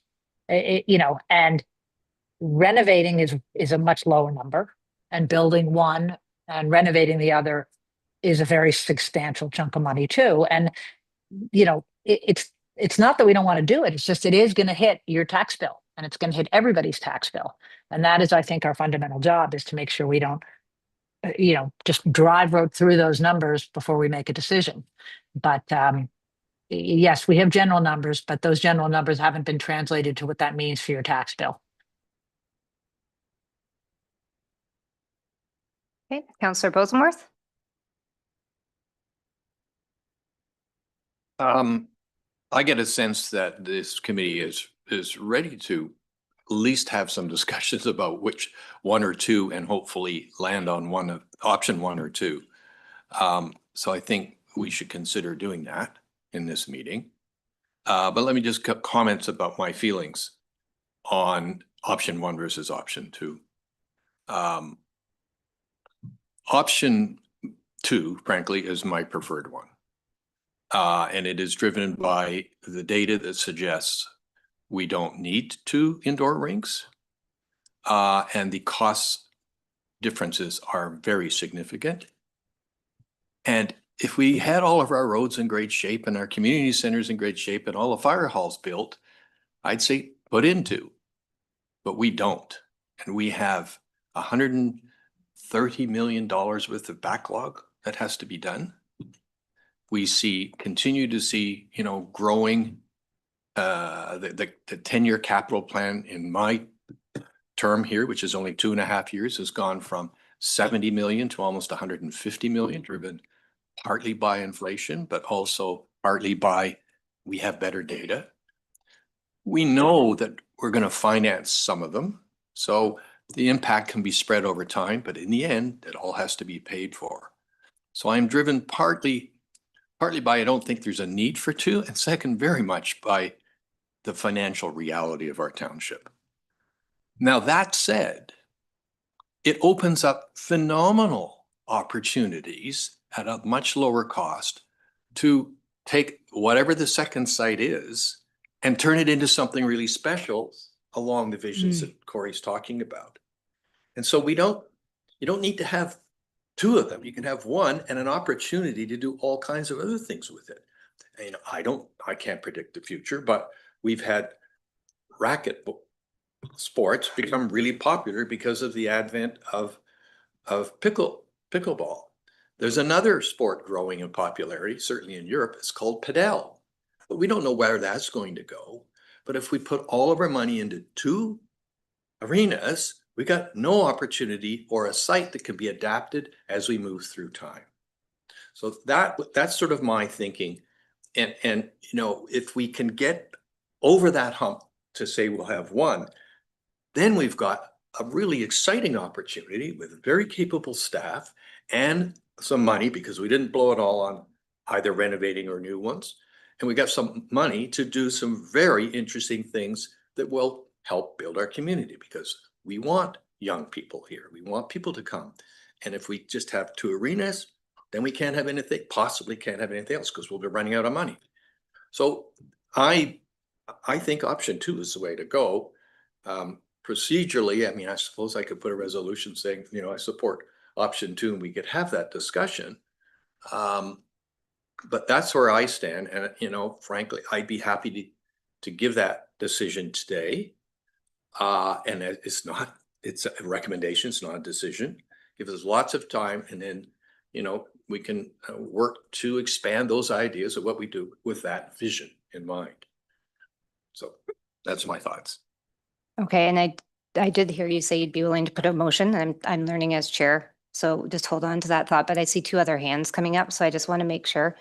Councillor Roberts. Very quickly, I'm in favor of option 2A, which I'll read is renovate one arena and repurpose the other. There's other two options, but that's option 2A. So I'm feeling like the two of you are somewhat aligned here.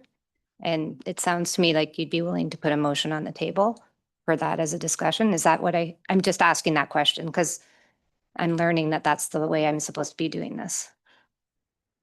I could have gone one step further, but Councillor Roberts has done it for me for financial reasons. And I think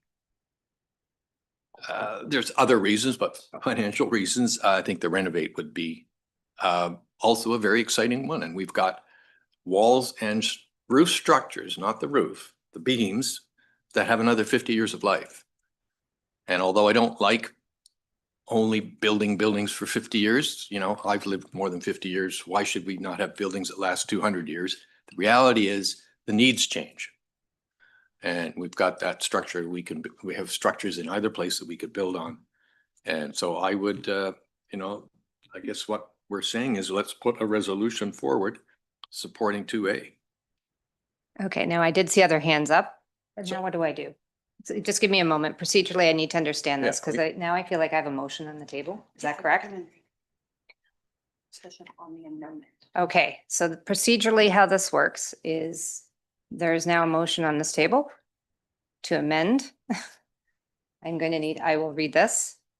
And then that allows us to discuss that option. I know this is the procedural process. I see your hand up. You're going to be able to speak to this first. So But with all due respect, you often do a straw poll. This This is by why putting a we- motion on the that's why table. I've been coached. Thank you very much, Councillor Savitz, that especially on these types of topics when it's significant, the appropriate process and procedure as directed by the clerk is two people have put a motion on the table. I now need to do that and we will have a conversation. Is that it? Thank you. I appreciate that. Thank you. Just to speak, I know there's been straw polls in the past. There is no, and I know it's been done around the table. When it comes to a straw poll, there's no recording of that vote. So by putting an amendment on the floor and voting on an amendment, you have a recording in the official record of what the decision was on that. If that amendment moves forward, then the main motion comes back on the table for discussion. If the amendment doesn't go forward, then you have a record that committee was not in favor of that amendment. And again, the main motion comes onto the floor. So it's just so that you have a record of what the decision was, and a straw poll doesn't give you that. If I might, then procedurally to the clerk, through you, Chair, what happens when the vote is taken based on the resolution and it's approved? I mean, that usurps my ability to, as I stated earlier, to pick option one, because two people came forward with a different option. Should I have at that point in time looked around the table and said, hey, is anybody else supporting this? Because it would seem to me that right now we're in a group environment. We seem to have two for it, but we don't know where anyone else is. I'm just confused by the procedural piece of it. Well, the vote hasn't been called, but I'm gonna have to vote against it, is my point. And so others will, well, then where are we? Right back to the beginning. So I know this feels new in our chairs meetings and I recognize that we've started to do this in the last couple of meetings on less. And so as your chairs, we're trying really hard to follow the direction of our clerk as to how to do things appropriately. So I recognize it does feel different, and that's why I don't have it perfectly nailed down all the time. But I really appreciate your support on this. So Chair? yes. Councillor Postma? Could the clerk tell us about the voting rules, like what percentage have to, is it a 50% or 3/4% that have to approve it? Or Thank whatever you. the numbers are? That's a great question. I don't know. Thank you, through you. So this is an amendment, so it's just an administrative motion. So it's a standard majority. So in this circumstance, you have 8 members of council, so it would be 5 to carry the amendment. Okay, thank you.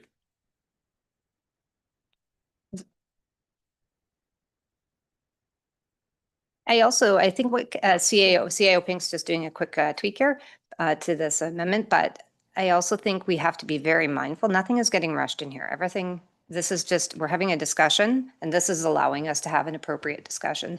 And, and we are going to continue this journey no matter what. As CAO Pink said, that's the whole purpose of having even a 30 days pause between committee decisions and our discussions and council. Like this, we don't want to rush this. We want to make sure we get this right.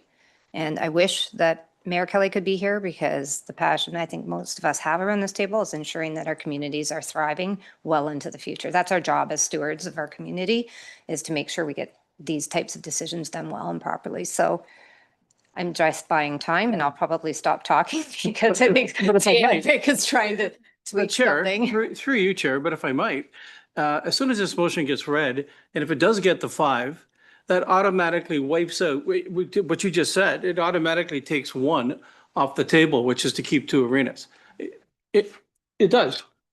And so, that to me is pretty wild, considering you just said that we're being all open and we got 30 more days and everything else. There's a process. This is not new. I didn't make this up.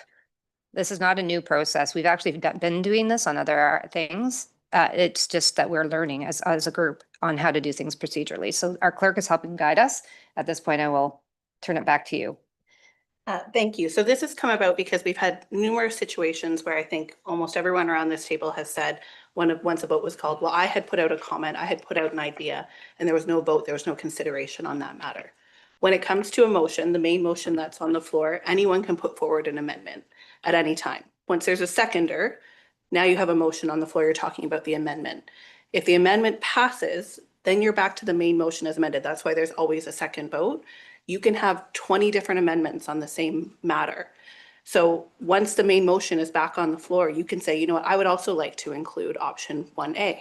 And we would now, and if you had a seconder, we would have to consider adding that to the resolution as well. So I don't want anyone thinking that when there's an amendment on the floor, that's all there is. You can have 20 amendments on one resolution should you choose.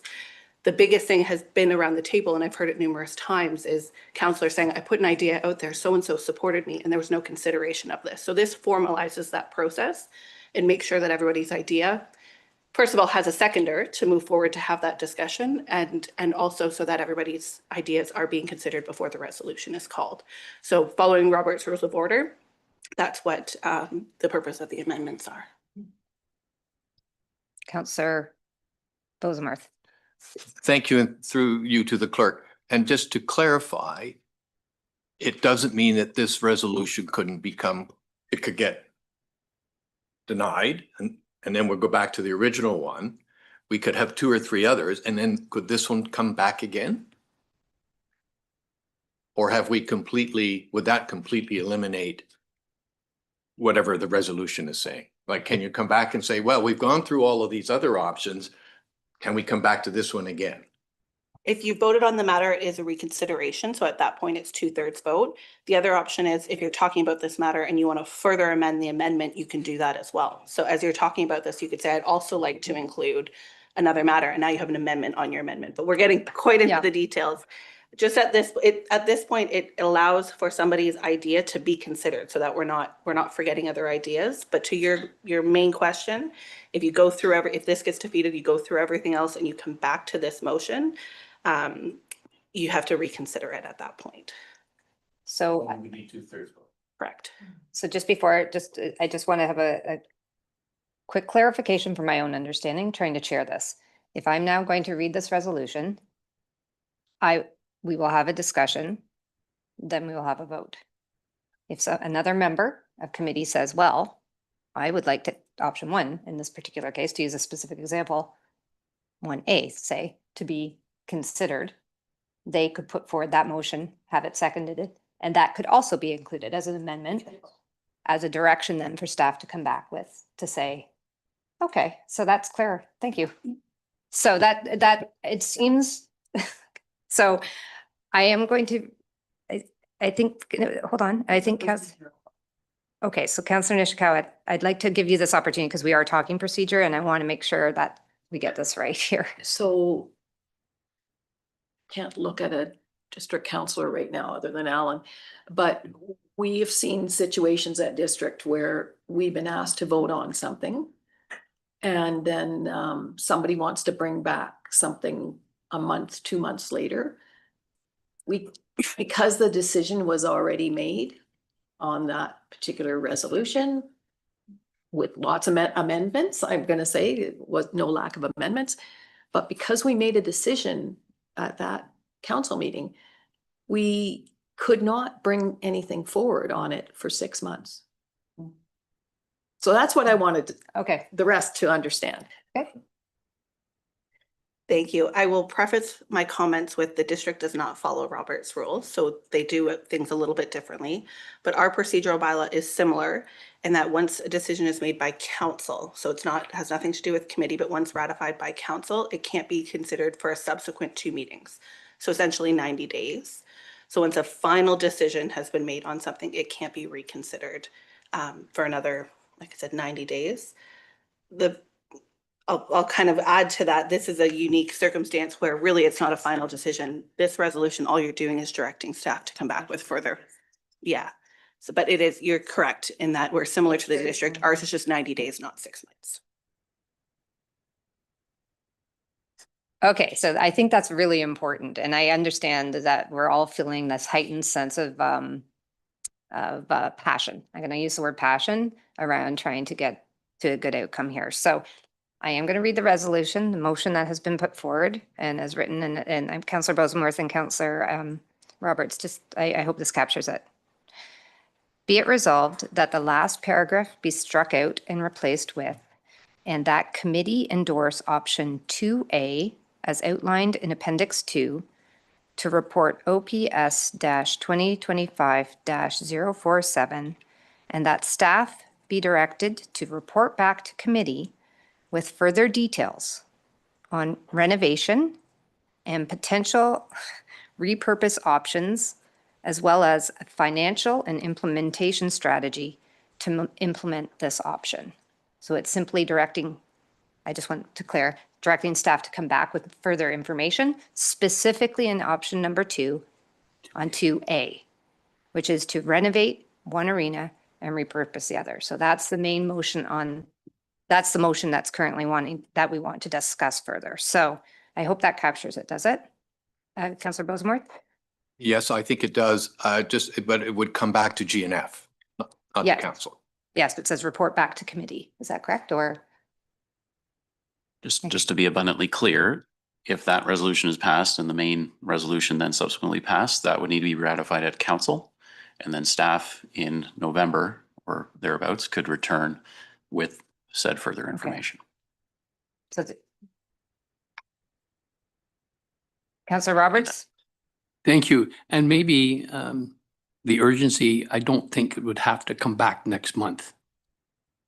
If staff wanted to take longer to come up with the information. Well, I think that's exactly, it's simply directing staff to come back with more information at this point. This isn't the complete done deal. We're just saying out of all of these options that have been presented, what this is essentially said is let's take out the option of a new build. So this is only one amendment that can be considered to get further information from staff at a future staff report, right? So process-wise, this would then go to council, that gets ratified. I think this is what CAO Pink just mentioned. That would direct staff to come back with further information for all of us, including the financial strategy and implementation plan that Councillor Kent was asking for, possibly in November. I think that's what you were saying. So we'd have further information at that point to be making this kind of a decision. And in fact, much clearer information, I think. So that's that is the motion that's before us, or the resolution. I see Councillor Kent and then Councillor Edwards. Is it my turn? Yes. Yeah, okay, thank you. you. I was just wondering if you could clarify what your definition of repurpose is in the amendment, because I was confused by that. Sure. Councillor, Mr. Moore? Sorry, through you, Chair.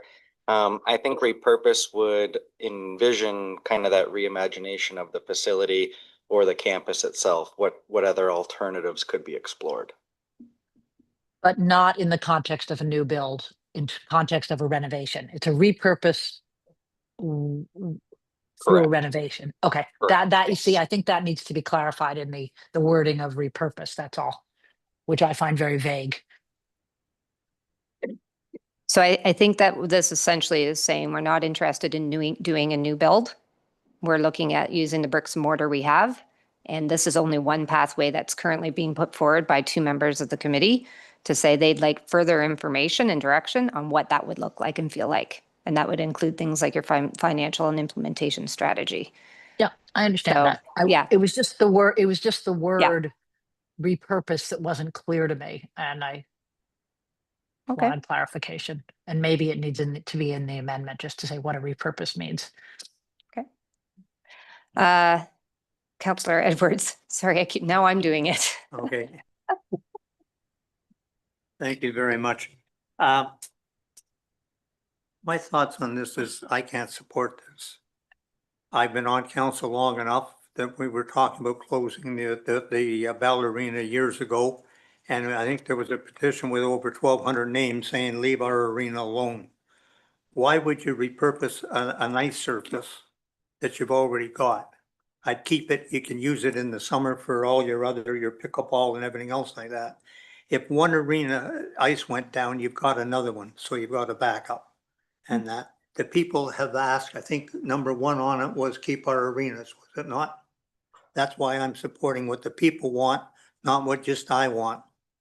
And that on this here. We have been playing around with this for years. The one time, I think it was 1.5 million for each arena. Then it went up to 1.5. Now it's it says about $2 million. We keep pushing it off. It goes up about 500,000 every time. Let's get them repurposed. Let's get them done. And then we can also use them in the summer for whatever else you want. But they were built as arenas for the community. And if you have one arena, look at the extra traveling that one community is going to have to do over the other one. We're talking about the environment and everything else like that, greenhouse gases and that. So why would you want to make people drive all over? And so that's why I will not support it. Thank you. Okay, thank you. Are there any other questions or comments? Councillor Bosemarth? I just want to make sure we have read the resolution. I have read a resolution. Okay. So I it's thought- kind I questions I or didn't hear it as, moved by. Oh, sorry, it's moved by Councillor Bosemarth, seconded by Councillor. Okay, so Bird. that was the reading, fair enough. And essentially this is saying, please come back with further information on item 2A. Okay, Councillor Bosemarth? Well, to partly give my thoughts about Councillor Edwards' comments. We put up the taxes 14.3% 2 years ago, or last year, and this year we put it up 8.9 or something like that. We have had we had a $1.2 million culvert that has reduced our reserves. Our reserves are going down. And I understand that the community wants 2 arenas, but they don't want 10 to 12% tax increases every year. We've put it up almost 24% in 2 years. And there is nothing but a steep hill ahead of us. And it's hard to say, let's only have 1 arena, but I don't think we can afford 2 arenas. But I will reiterate, I think it opens up because you're not going to spend all this money refurbishing 2 arenas.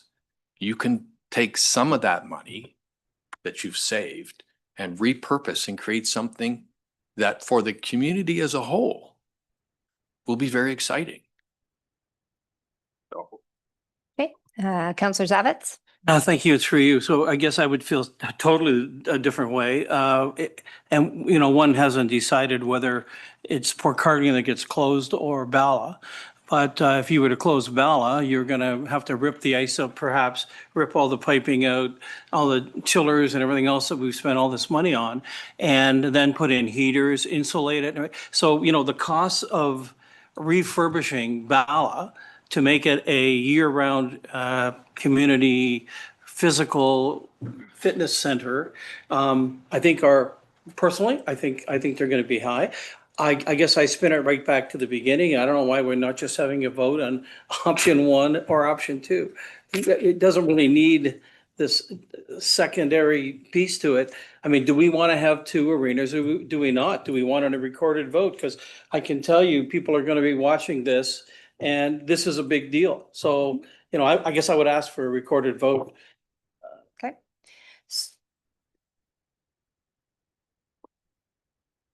Did you want to make a comment?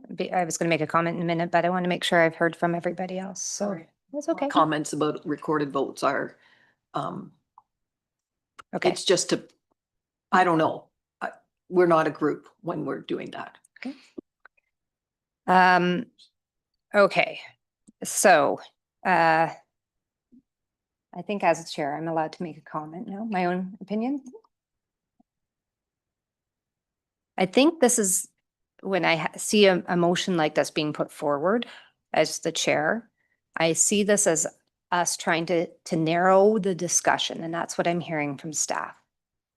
There is every opportunity, if anybody else sitting at this table right now is interested in putting forward a second motion to say, please come back, to have further information, to even expand on some of the details that you just explained, what is involved with repurposing or renovating, or if you would like to have it explored to have 2 arenas. That option is still very much existed to you. So this, from a procedural standpoint, is exactly the path forward as I'm hearing it from 2 committee members. The question comes back, and it's interesting that this, as somebody who's been living this probably for 6 years now, to me, the financial piece is important. It's a consideration. We know that sitting around this table. We are going to have a special budget meeting next week, and it's going to be laid out in front of us, what that means. But I would like to extend that this isn't to me, that isn't my driving force or motivating force. We've started that whole Parks and Rec master plan going, and Councillor Nishikawa, you were on that with me. We started with the big dream, and it's gone through so many different iterations. The arena feasibility study, we were on that together. We know that there's an interest and passion. We've spent the time gathering the information and facts to say what is important to our communities. Through all of those processes, we heard there's a variety of different audiences out there looking for something maybe different, new, a reimagining, and all of those different initiatives or plans have brought us to this point, which is what is the real facts? Well, how do we actually build communities? And I'm trying to pick up on what Mayor Kelly said earlier. We're looking to attract families to this area. Our strength, our competitive advantage, and I think this is the biggest shift in today's discussion, has gone from, do we want a new facility? That's actually every other piece of this conversation has always led us to believe we're going to be getting another new NHL size arena. Today's decision, never mind all these other pieces. The biggest thing we're saying is actually maybe not. Maybe actually what we're trying to do here is build a place where people want to come and live. They want to be here because they bump into their neighbors. They want to come here because they can go for a family skate, whether it's inside or outside, quite frankly. Those are the types of things. They want to know that there's a variety of experiences. And guess what? There's a wide range of interests out there. Not everybody has skates. Not everybody wants to skate. Not everybody wants to participate in hockey or do skating. This is the voice I have been hearing for the last 6 years, is wouldn't it be nice if we could do X? And the pickleball is the best example. They're the most organized, they're the most vocal, the kind of desperate need to be able to be active, to try and do things differently. And so for me, it's actually not about the money, as much as that is a huge factor. And next week, our discussion, for me, this is very much about us. And I compliment you, actually, Councillor Bosemuth. You said this so eloquently. As needs evolve and change, I can assure you, we need to evolve and change, or we are going to be left behind. But we can do this in a way that is absolutely reflective of our place and the character in that small town feel where you still are bumping into people. And I think creating a path forward to allow for those types of conversations is what, as I look to option 2A, that's just creating an option for further discussion. It's not a final decision. It doesn't need to be anything more than that. It's a matter of just continuing a dialogue to say, how do we make our two largest communities within the township of Muskoka Lakes vibrant, attracting young families, being a place where people want to settle, they can work wherever they want, but it's going to be the lifestyle that keeps us here. And for those of us who, we won't be sitting around this table, it will be future people that are talking about something that we aren't even, pickleball wasn't even a thing 5 years ago. Well, I don't know how long ago that was, but there will be something new and different. And it's incumbent upon us today that we make a financially responsible decision, or thinking, at least not even a decision at this point, but it's a thinking. But much more so is we are the township of Muskoka Lakes. We're not trying to be anybody else. What we're trying to be is who the best version of what we can be through these types of decisions. And so, yes, you're hearing my passion because I've been able to participate in every single part of this community development along the way. And it gets very scary when we think we might be losing something, but it's a lot more exciting when you start thinking about what you can get. And we will be handcuffing ourselves and limiting ourselves if we can't start thinking about what we can do, not what we can't do. So that's my passion. I would like to, at this last point, I have read a resolution that all this is simply doing is saying, please come back with more options on item 2A, which is renovate is the biggest piece of this versus build a new arena. And that to me is the single biggest decision that this group would be making today, is saying, do we even want to contemplate a new arena? And I'm not hearing that interest around this community, this table. So 2 members have put forward a motion. I would at this point ask everybody else to say, is there any final comment before I call the question? And I see Councillor Roberts with your hand up. Thank you. Just a procedure thing. Yeah. If my colleagues would like to put another option on the table, now is the time to do it, or can they wait till after this? That's a really good question, because Yes, now I'm thank you. passionate. I'm going to have to turn it over to the clerk. Thank you. Thank you. Through you. You can do it one of two ways. You could do an amendment on this amendment if it was something minor and to do with this amendment, or you could vote on this, and once the main resolution as amended is on the floor, if it's something new and different, you could ask to have another amendment put forward. Okay. Yes, Councillor Nishikawa? And just from a timing perspective, Crystal, that could also happen between now and council, and because we would have the opportunity to pull the decision. Okay, that's Thank you. Through you again. You're correct. So at council, when the minutes are there in the consent agenda, any one member of council can ask for a matter to be pulled, and it could be further amended at that time, postponed, referred, all that kind of stuff. So there are options I'm hearing. I'm looking at you, Councillor Zavitz. Through you. So what happens to option one? That's up to you. You call the vote. What option one is essentially off the table. We're voting for now voting for a 2A. So one's gone, never to come back again. You have options. Well, no, it's already here. This, My point you is have options. Two members of our committee have put forward a specific motion. But you've just heard from the clerk, you have options as well. If you want to bring something forward as an amendment to this resolution to direct staff with more direction, that is within your purview. But I don't want to ask for any amendment. Option one is what is on, it should be on the table. It's been taken off the table as I understand it. I can't vote for option one. Okay. I'm going to vote against or for 2A. Am I wrong?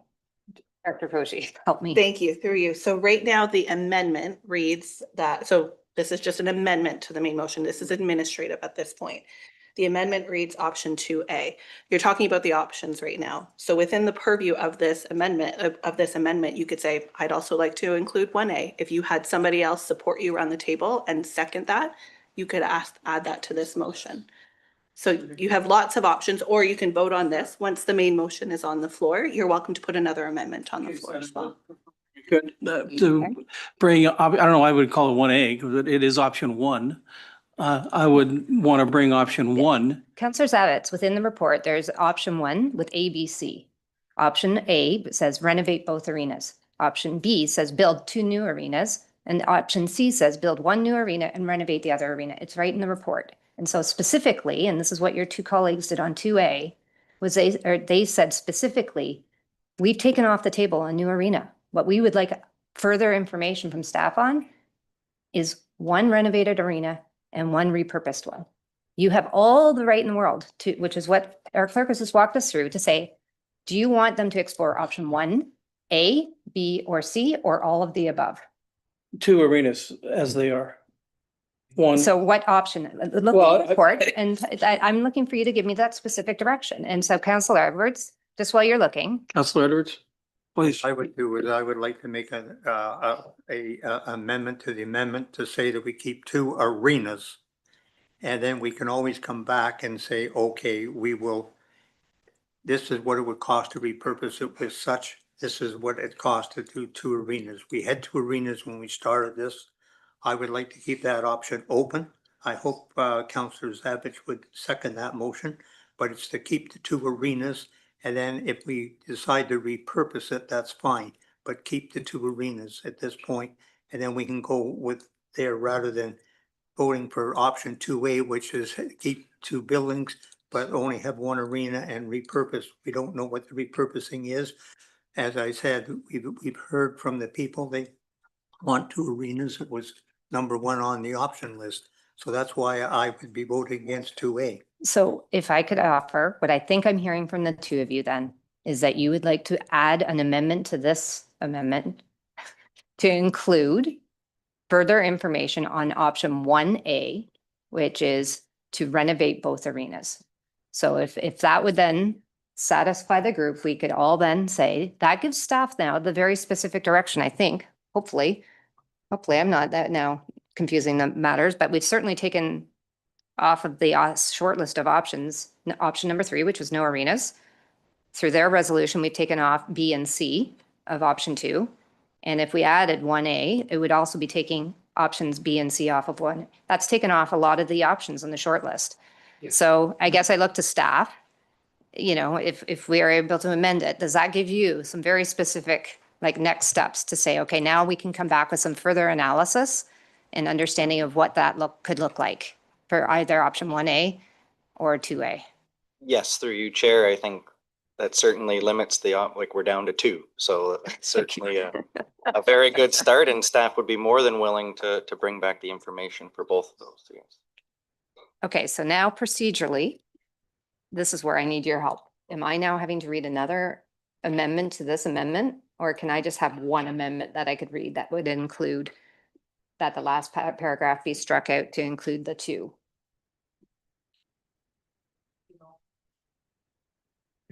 If the mover and seconder of the amendment are amenable to including 1A as well as 2A, then I think you can just do, I'm going to use the district's words, friendly amendment here and include it on that amendment. But the mover and seconder of that resolution would need to. So I'm going to ask Councillor Bosenworth and Councillor Roberts, how are you feeling? Because this is simply saying at this point, come back to us with these 2 options. At not council, we'd ratify it at council, but by November, we'd have those 2 options and a much more detailed thing for us to think about. Councillor Bosenworth? Given the importance of this decision, I think that would be a very good idea. Okay. Councillor Roberts? Definitely, I would Okay. support that. So if you could just give me a moment. I can't wait till our next chairs meeting. This is going to be a fun one for us to analyze and review. I'm actually quite proud of, I'm trying really hard, you guys.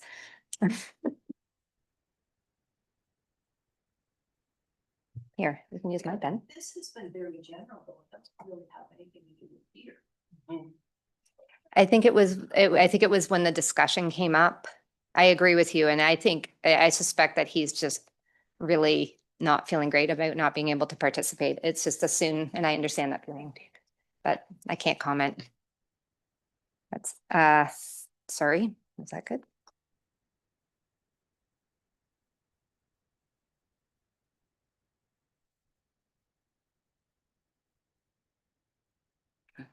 That's okay? Are you okay? You don't look happy.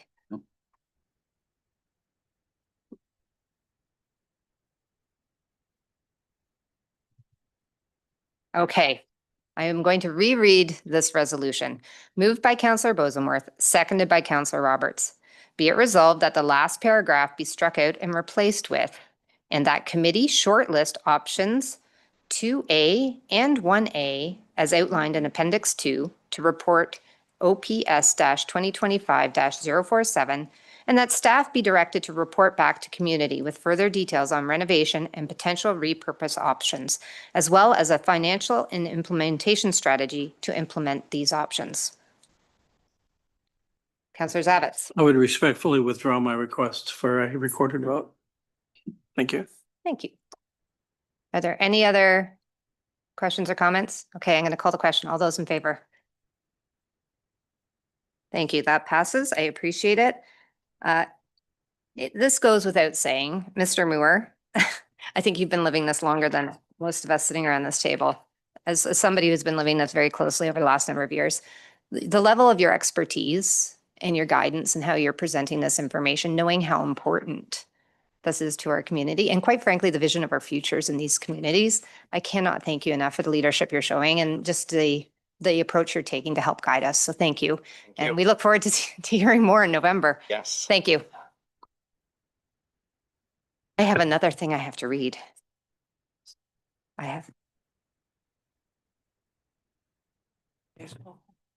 Okay. Check with David that he's. Okay. Do you? No, it's a separate discussion. Okay. Just say as long as there's no. Okay, are there any other amendments to the main motion? Okay, I've read that. I'm not going to read it again. All those in favor of the main motion? Thank you. That carries. Thank you very much for reminding me. Wow, that's a marathon, but really a great discussion. I'm really, this is the important stuff. So I think maybe at this point we want to try to get the mayor back into the discussion. I don't know if somebody could help me with that.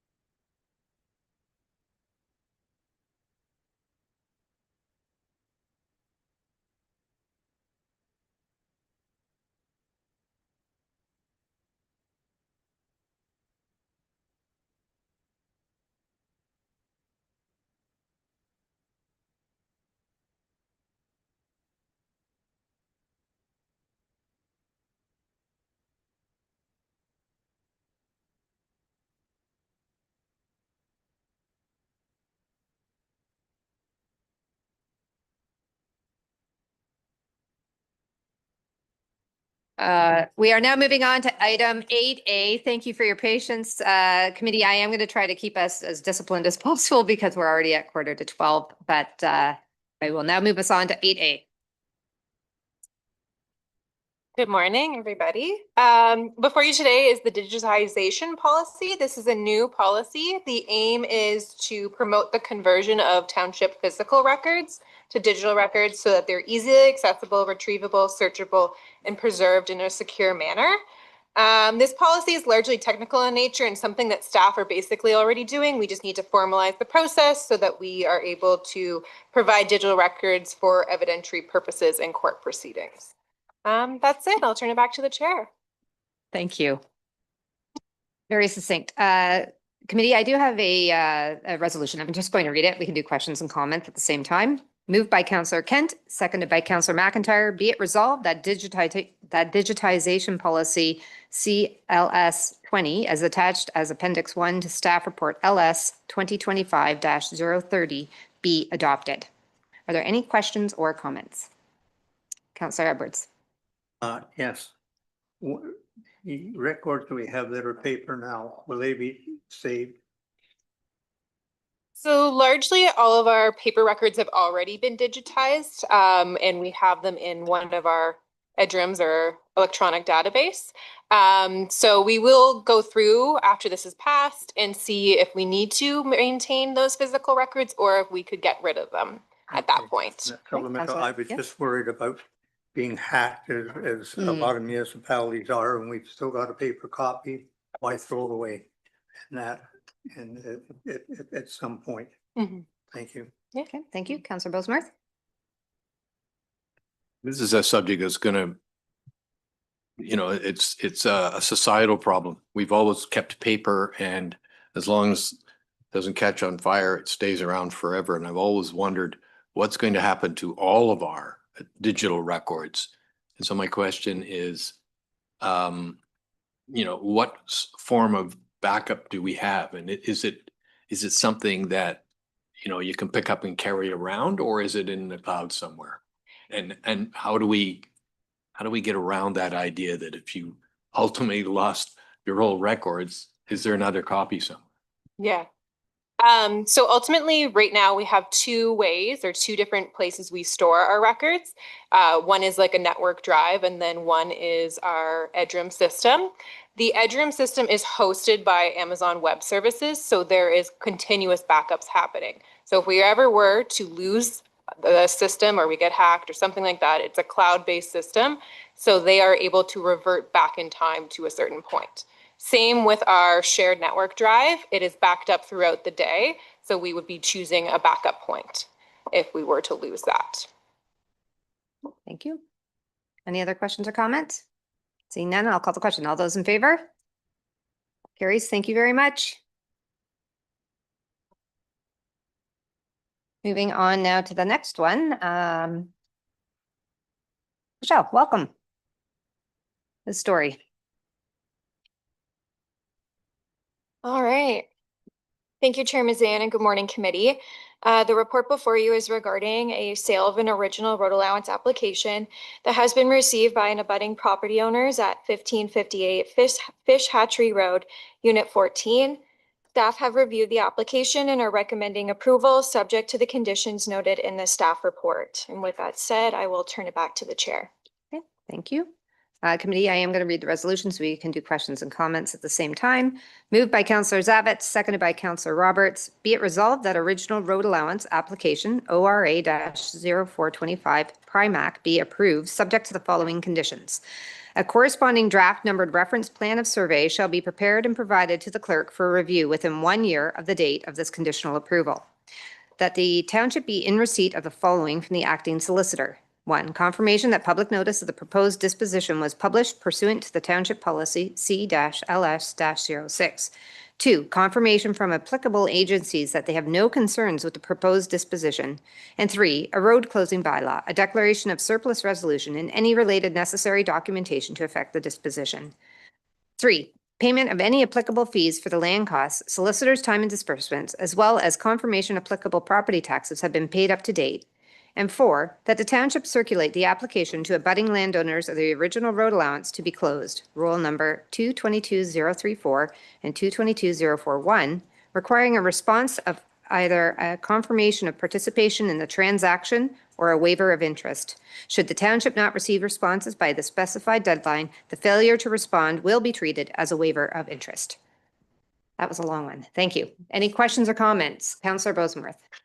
Yes, and this is a question about the fact that this road allowance crosses a peninsula. I think what distinguishes it from other cases, and therefore it's not precedent setting or causing us concern, is the fact this road allowance does not touch any used road. Is that correct? Through you, Chair, to Councillor Bosenworth. I believe that this road is a private road. And the reason that you have this application in front of you is, as you may recall, we do not sell original road allowances that lead to water. However, our policy allows us to accept applications when they're ones that cross a peninsula. So that is why it's in front of you today. If you would like that changed, we would require a motion, and staff can go back and amend that wording in the policy if committee or council wishes. Yeah. Councillor Bosenworth. Sorry, so just to be clear, this road does not act, this road allowance is not about a public road, and it's not creating any precedents where if something came along addressing a public road, we could still say no.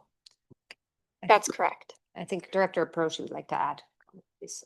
Thank you. I do just want to add to that there's nothing in the policy that states anything about the type of road. So whether it abuts a road that's owned by district, township, that it's a private road, anything like that, there's nothing in the policy that speaks to that. So it's specifically just because it crosses a peninsula that they're allowed to submit an application. So that's not a stipulation within the policy. So I just wanted to clarify that. Okay. Seeing no other hands, call the question. All those in favor? Thank you. That carries. And we are now moving on to calendar. Oh, geez. This is when you leave me.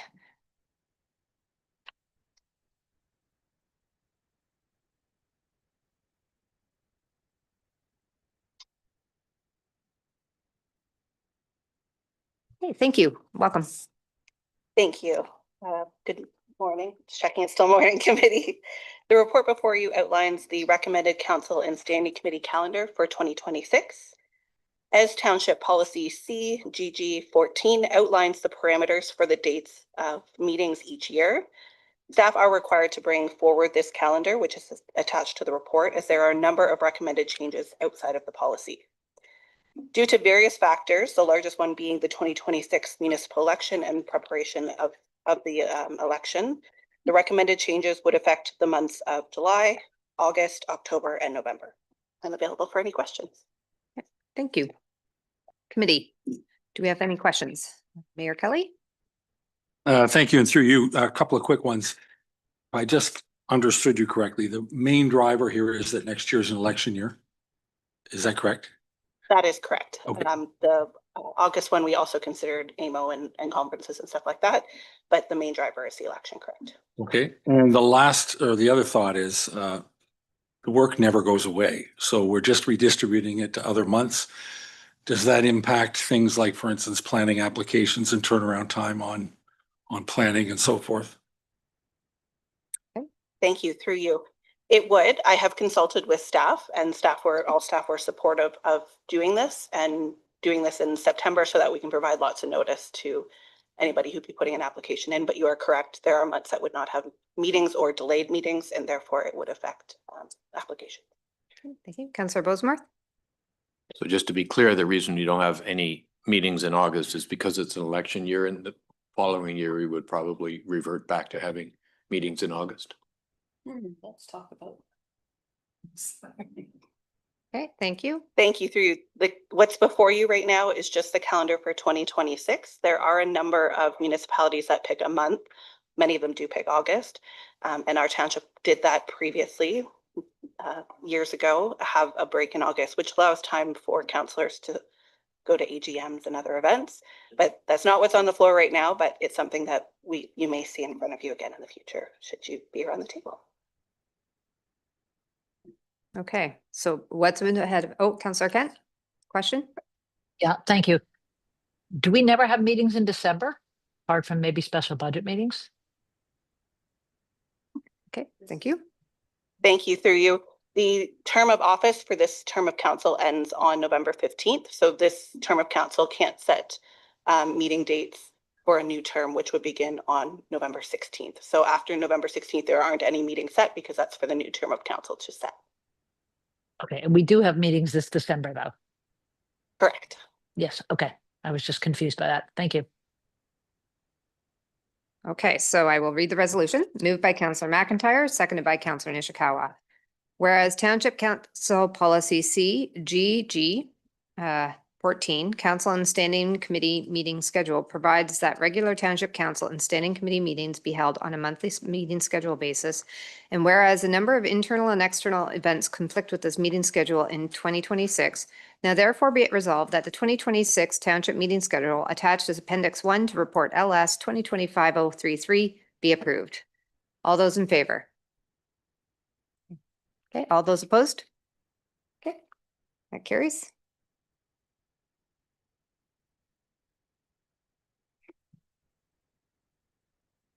On to welcome Ms. Lehman.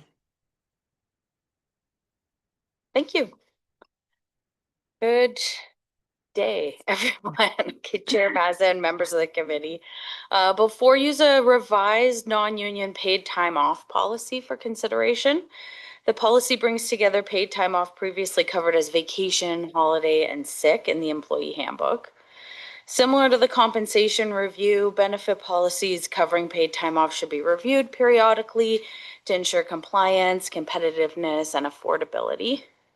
The recommended changes to vacation begin at 3 instead of 2 weeks, faster progression along the entitlement scale, provide 6% or a 3-week equivalent entitlement to permanent part-time employees and employees fulfilling long contracts.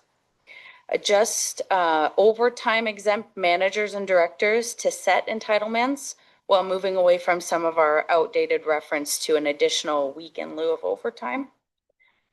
The recommended changes to sick time are amalgamate with the floater day into personal days for a more flexible application. This would continue to include sick time as previously, but can be expanded into family support obligations like child care or parental care and other individual holiday observances. And the recommended changes to holiday time are to add December 24th and 31st to the stat holidays to go from 11 to 13 holidays. The intention is to continue to foster an environment where employees are able to take paid time off and vacation payouts do not create an unexpected financial burden on the municipality. And I'm available to answer questions and help with the conversation. Okay, thank you. So I will do this again because it's a very short resolution. I'm going to read it and then we can have questions and comments. Moved by Councillor Roberts, seconded by Councillor Zavitz. Be it resolved that the revised paid time off policy CHR 12 as attached as Appendix 2 to Staff Report HR 2025-005 be adopted. So questions and comments. Councillor Nishikawa. Thank you, through you and whoever you want to get. The, I'm just looking at the 4% vacation pay, and which is the standard across the province, I believe. But the way this is worded, you get the vacation pay plus the time off, is what I'm not understanding. Ms. Lehman? Thank you. Through you. No, if you have pay in lieu of vacation, it's not both. So I can follow the, again, it's just the way that this is worded, is that you are already getting 4% deducted off of your paychecks. Because it says it's paid out each pay. And I don't understand, because I in my business, we do it a little differently. And so we wouldn't pay out somebody that we were giving weeks off. And I think Ms. Lehman, you're saying that that's covered? That it's not the double, right? Correct. Okay. Okay, are there any other questions or comments? Councillor Roberts? We're proposing going from statutory holidays 11 to 13. And I know that this has been an issue in industry, and they have elected to say, you have 11 statutory holidays, you take them when you want. And I'm thinking, why wouldn't we think of that rather than giving 2 more statutory holidays in government? Okay. Yeah. Ms. Lehman? Thank you for the question. We did contemplate that because the office is closed during that last week of December. So we wondered if we would add those days to this new flexible personal days and allow someone to take them whenever they wanted. But from a business perspective, I think we want to be closed on those statutory holidays, such as like even if you go into like the summer months, there's no, the Labor Day, there's no expectation for the office to be open. So therefore we're closed, we pay our staff, and we've taken away the flexibility. But I think it works from a business perspective. Okay, I think Councillor Roberts, you had. I support the idea of maintaining those days. I always questioned, even when I was working with the Region of Peel, they'd shut down the whole Region of Peel during the Christmas, New Year's break. And we're a business and our customers still have needs and want to reach everyone. And, you know, so I propose that we stick with the 11 and don't increase the 2 additional because we are a business. Thank you. Okay, are there any other comments? Councillor Nishikawa? Do you need a seconder for that? Yes, thank you. I was waiting for somebody to pick up on that. So if you'd like to put forward, I mean, I guess that's how that works, right? If you want to put that out on the table, put forward that, then we can discuss that. So Councillor Roberts and Councillor Nishikawa, is that what you're asking? Yes, that's what we're Okay. asking. Thank you. Thank you. And thank you for that question.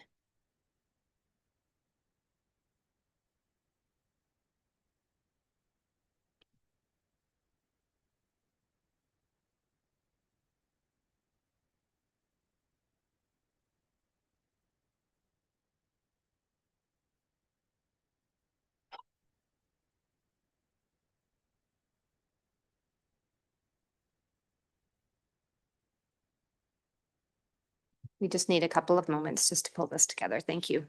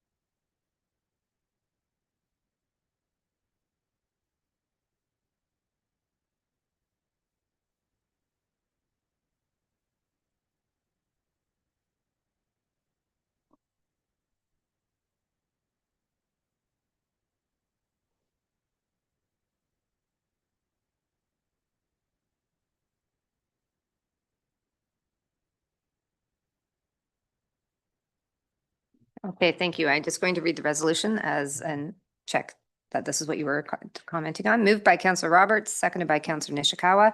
Be it resolved that the resolution be amended to include the following at the end with the following amendment, that the addition of 2 public holidays being on December the 24th and 31st be removed. Right?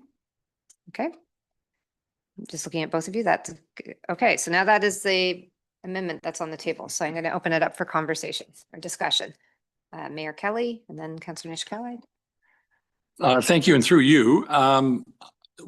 While we are a customer service organization and we certainly are believed to charge a lot for our services, I think the most important thing is that we have the ability to attract and retain the staff that we've become accustomed to in this role. And I think this is a move that probably needs to be made in order to maintain an attractive workplace and make sure that people get here, stay here. So I'm in support of this. Not as you're not in support of this. The original resolution. Okay, thank you. Anybody else want to make any question? Councillor Nishikawa? Sorry, I wasn't clear about the 2 dates. I thought we were removing one of the, I thought there was 10 dates and we were removing one of those dates. Was that?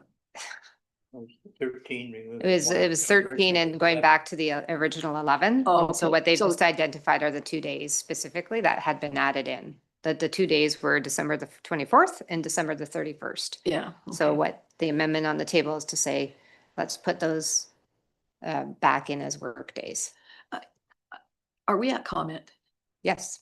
I just know that it's a challenge to have to get holidays fulfilled.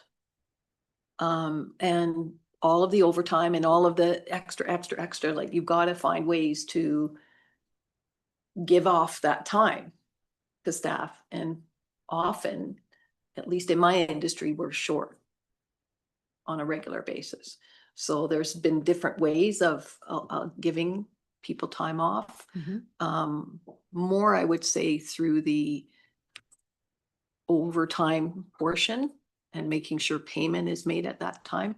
I'm more concerned about not having enough people in the building in the summer months, for sure, as well as, and again, I'm talking about first level years. Okay. So I think just what's ahead of us though is just removing the 2 days of December the 24th and the 31st from the document. So Yeah, I think that's what's put forward here and we just need to vote on, is that something we want to leave in as per the original or do we want to remove them? Councillor Edwards. Since the office is closed, I would say that they might as well have the time off, so I would not be supporting taking the extra 2 days off. They are opened though. Okay, Councillor Roberts. Through to Ms. Lehman, can you explain to me the lieu and overtime banking of hours, I guess? Please. Yeah, through you, Chair. Okay, so this is a little convoluted because managers are not entitled to overtime. And other employees are. And if they are entitled to overtime, then they can choose to have it paid or banked at the overtime rate. But there's been a traditional sort of balancing of ensuring that the managers who don't get that extra have appropriate time off. We've had this, they would get a week in lieu of overtime is what we would say, which I'm not in favor of this language because we don't account for overtime that the manager works. It's just assumed that they work as much as they need to work and their salary accommodates for that. So we've been using this language and giving them an additional week, but I'd like to start to push away from that language and have a clear entitlement for managers. So this is just, these days are for managers, people who are. That's what it was, yes. It was like your entitlement plus a week. So now I'm saying there's no additional hidden, they're starting higher up on the scale. And that's inclusive of everything. There's nothing additional there. I'm going to now clarify because of my comment there. Could you just add what you were just, I was wondering if it was these 2 days that are ahead of us that we're talking about. I think the question of Councillor Roberts and the response from Sarah Lim is separate. That's not Okay. related necessarily to these 2 days, but just to clarify on coverage in the office closure, the intention is for that to be managed operationally with each department. There should be no concern that a change to vacation entitlement would mean that the office will not be staffed or that there's not frontline staff. We are a public facing facility and it will be open. Each department head and manager is responsible to ensure there's sufficient staff. So vacation requests are submitted. They may not be approved if other staff have already taken that time off. With respect to the public holiday closure, the municipal office has always been closed over the Christmas time. That's not to say that in emergencies, emergency management or roads crew during snowstorms still work. But in my experience, and maybe I'm misreading the discussion, but if there's a desire or thought that we need to be open, in my experience, I have not seen a desire from the community that, for example, planning staff be available during that time. I think it's generally accepted that offices are closed. Now, with that said, some staff do have to work. There's some pressing matters. There's a turnaround on a planning application and they are able to work. What is proposed is that it's not even 2, it's 1.5 additional days is suggested that be covered as a statutory holiday. Okay, so I actually want to, I do want to make sure I get closure on this amendment. So I'm going to give I think I had 2 hands up. I'm going to say Councillor Bosemore, please, and then Councillor Roberts, you can. I will not be supporting this amendment. Okay. And I think, we are striving to get to the 60th percentile compared to the outside. I think we just take staff report and approve it. Okay, thank you. So mine is just more clarification. So the 1 week addition in lieu, with managers remains, correct?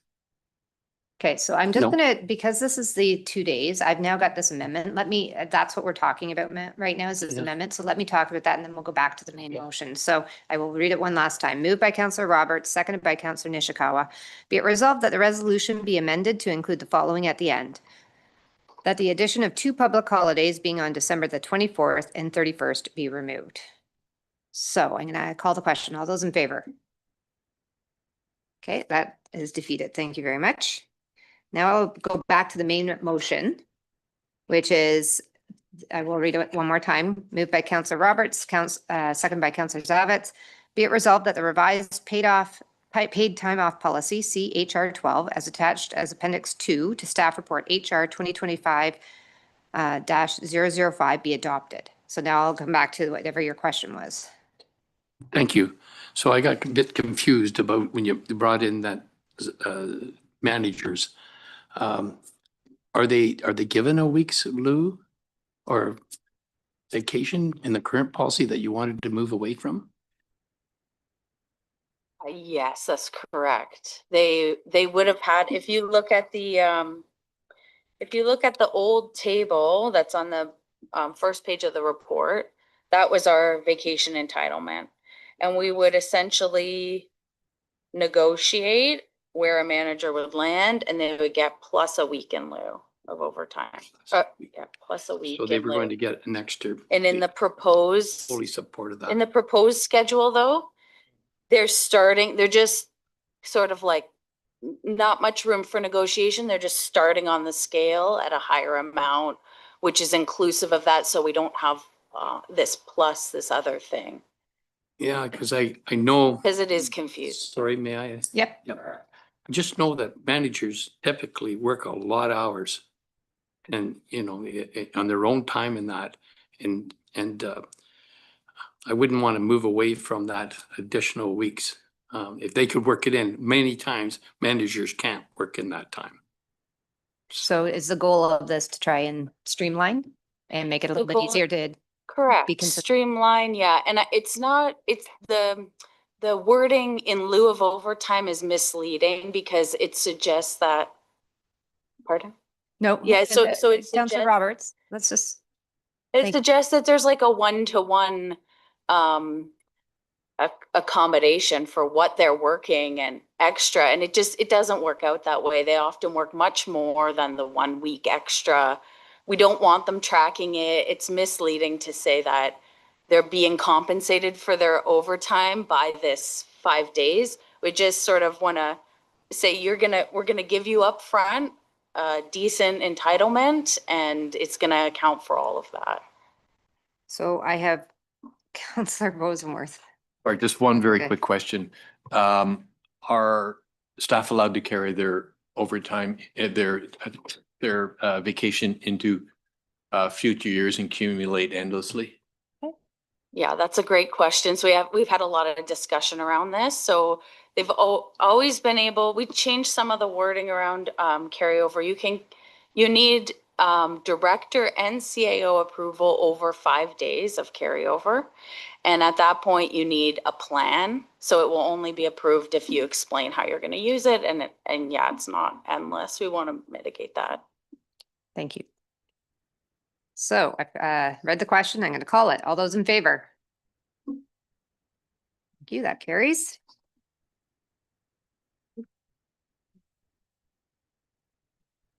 Okay, what's next? All right. Who's next? Oh, God.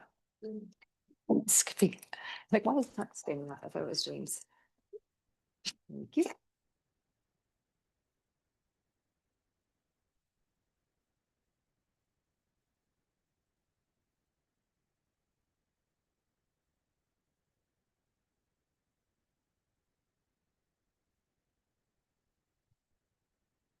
Yes. Oh, yes. I'm waiting. Sorry. No, that's okay. Thank you, Chair. So the township's procurement policy was last updated in 2004. And much has changed since then. New trade agreements, advances in electronic procurement, rising costs mean that the existing policy no longer reflects today's realities. So the policy before you that's being proposed by staff is designed to be modern, user-friendly, and efficient. It increases delegated authority so that routine purchases can happen quickly, reduce the frequency of reporting back to council, and introduces more flexible procurement methods while all time maintaining transparency, fairness, and compliance with legislation and trade agreements. So the policy applies to all staff, officials, and departments, as well as the public library, unless the library opts for its own policy in the future. It emphasizes open and competitive procurement processes, and the goal is to achieve best value through life cycle costing and focuses an importance on sustainability, accessibility, and ethical conduct.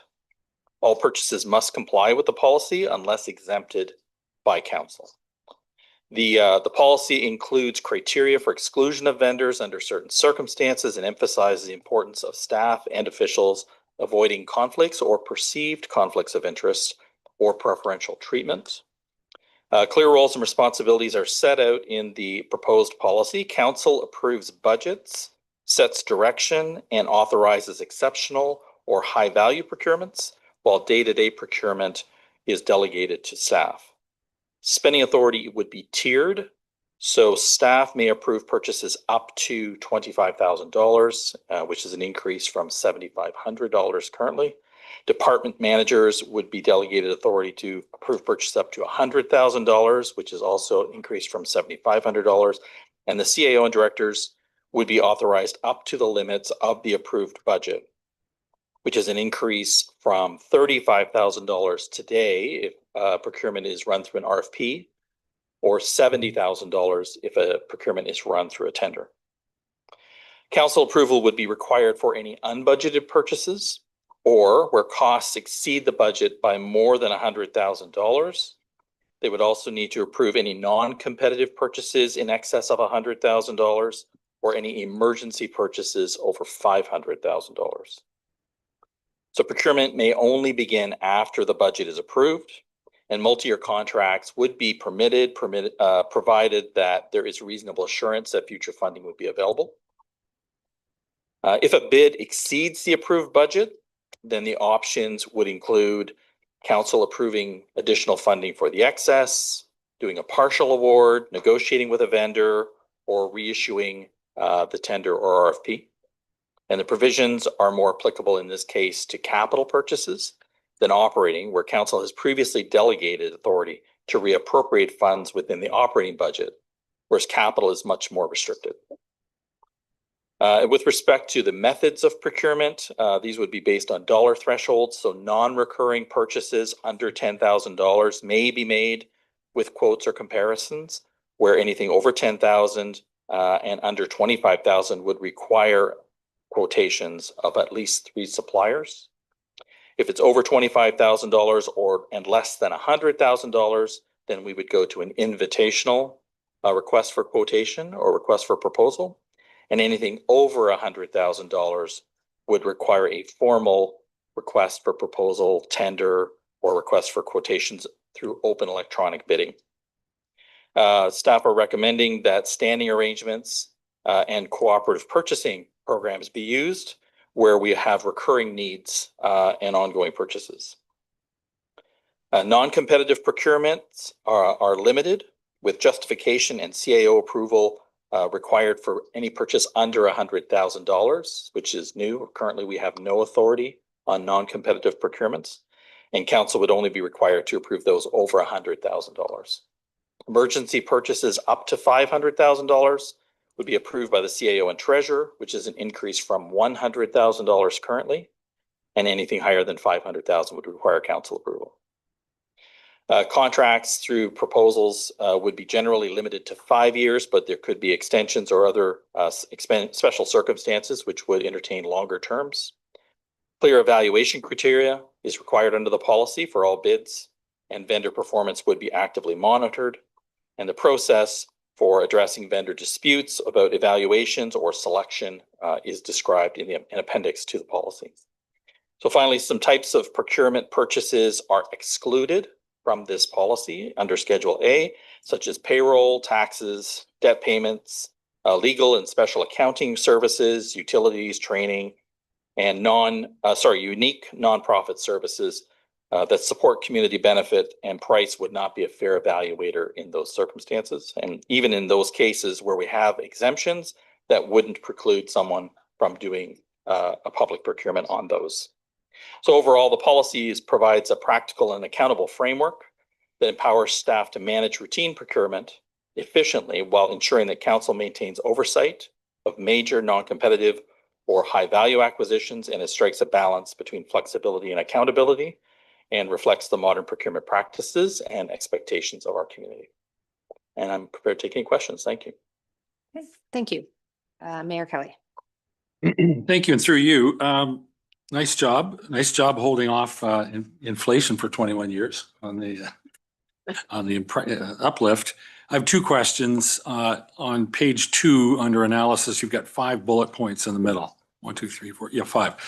The 4th one says up to $500,000 for the CAO in the case of an emergency. Is that defined anywhere? Is that a declared emergency, or is that just in the estimation of or opinion of the CAO that it's an emergency?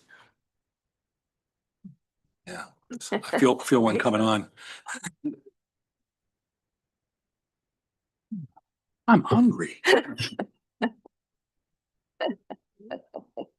So through you, Chair, I'm just checking the policy. So I believe it is defined in the policy. And I don't have the updated one. Oh, sorry, it's in section 9.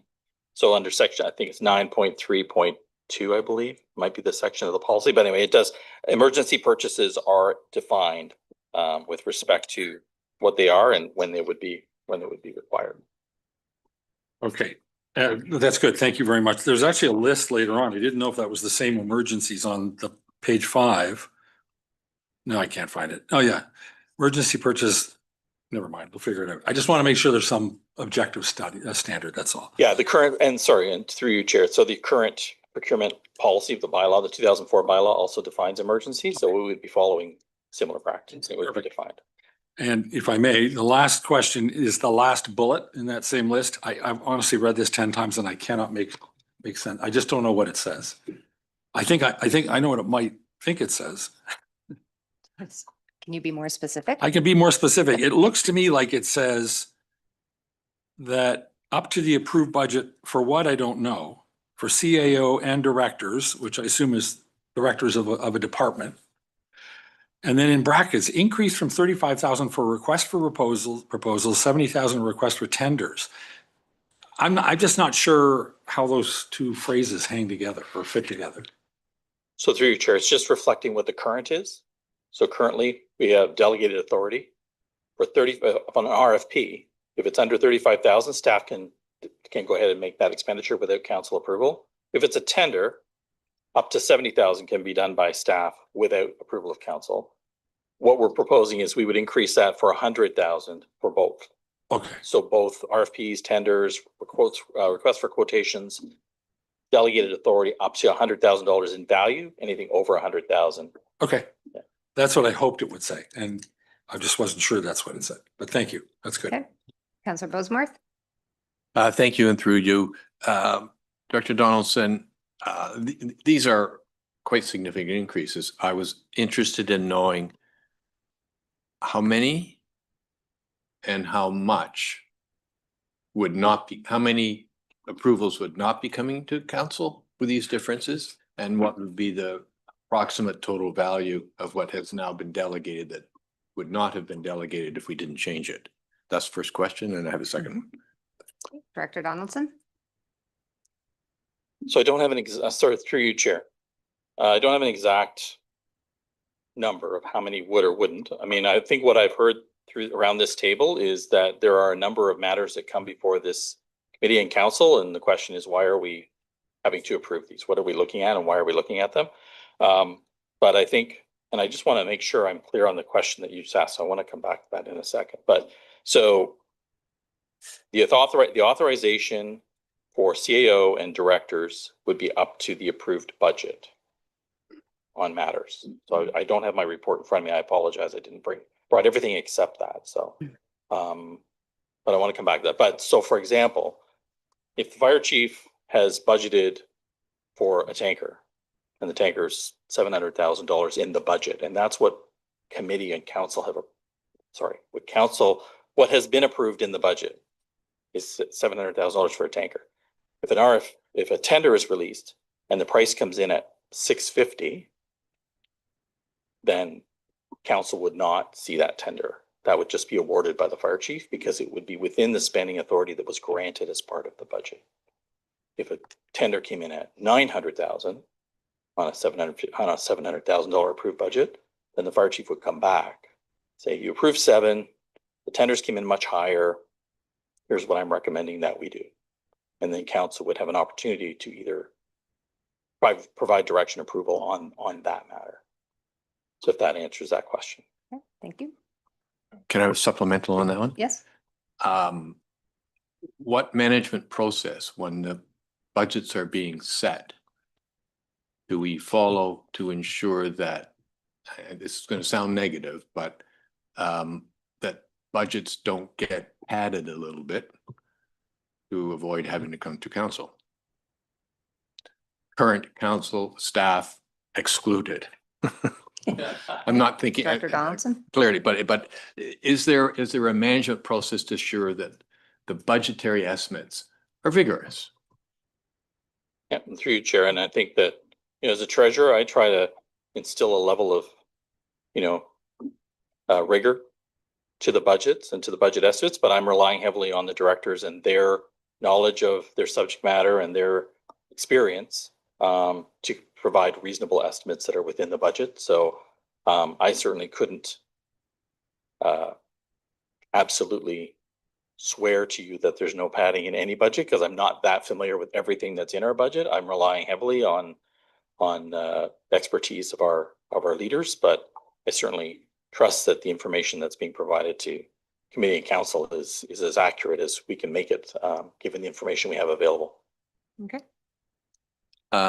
Thank you for that. One more question. Do you have a sense about how these approval levels compare to our peers in the district? Okay. Director Donaldson. So through you, Chair. So we did do some benchmarking against several municipalities.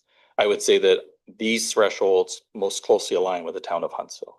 That was kind of our benchmark at this point, but a number of municipalities are currently revisiting believe Bracebridge has just redone theirs. Gravenhurst, I think the district is coming forward with a revised procurement policies shortly. So they're all kind of moving, but we kind of looked at all of them, but we looked at a number of them. We looked at Midland, Innisfil, Kawartha Lakes. We looked at a number of other municipalities to try to see where we were, and these kind of hit probably closer to the higher end, I would say, but not outliers. Thank you. Councillor Kent, then Mayor Kelly, then Councillor Nishikawa. Thank you, and through you to Director Donaldson. I have a couple questions.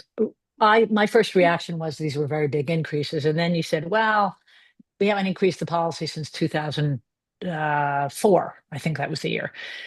So inflation alone, let's look at the base bottom line one, 7,500 up to 25,000. I think that was the numbers. How much of that would have just been inflation? Do you know? Would you just do a quick calculation? If inflation were 3% a year, like I think it almost takes it would relieve my sense of concern about the size of the increases if I knew that a 2.5% inflation increase accounted for almost all of that increase. Because I was concerned about some of the rises.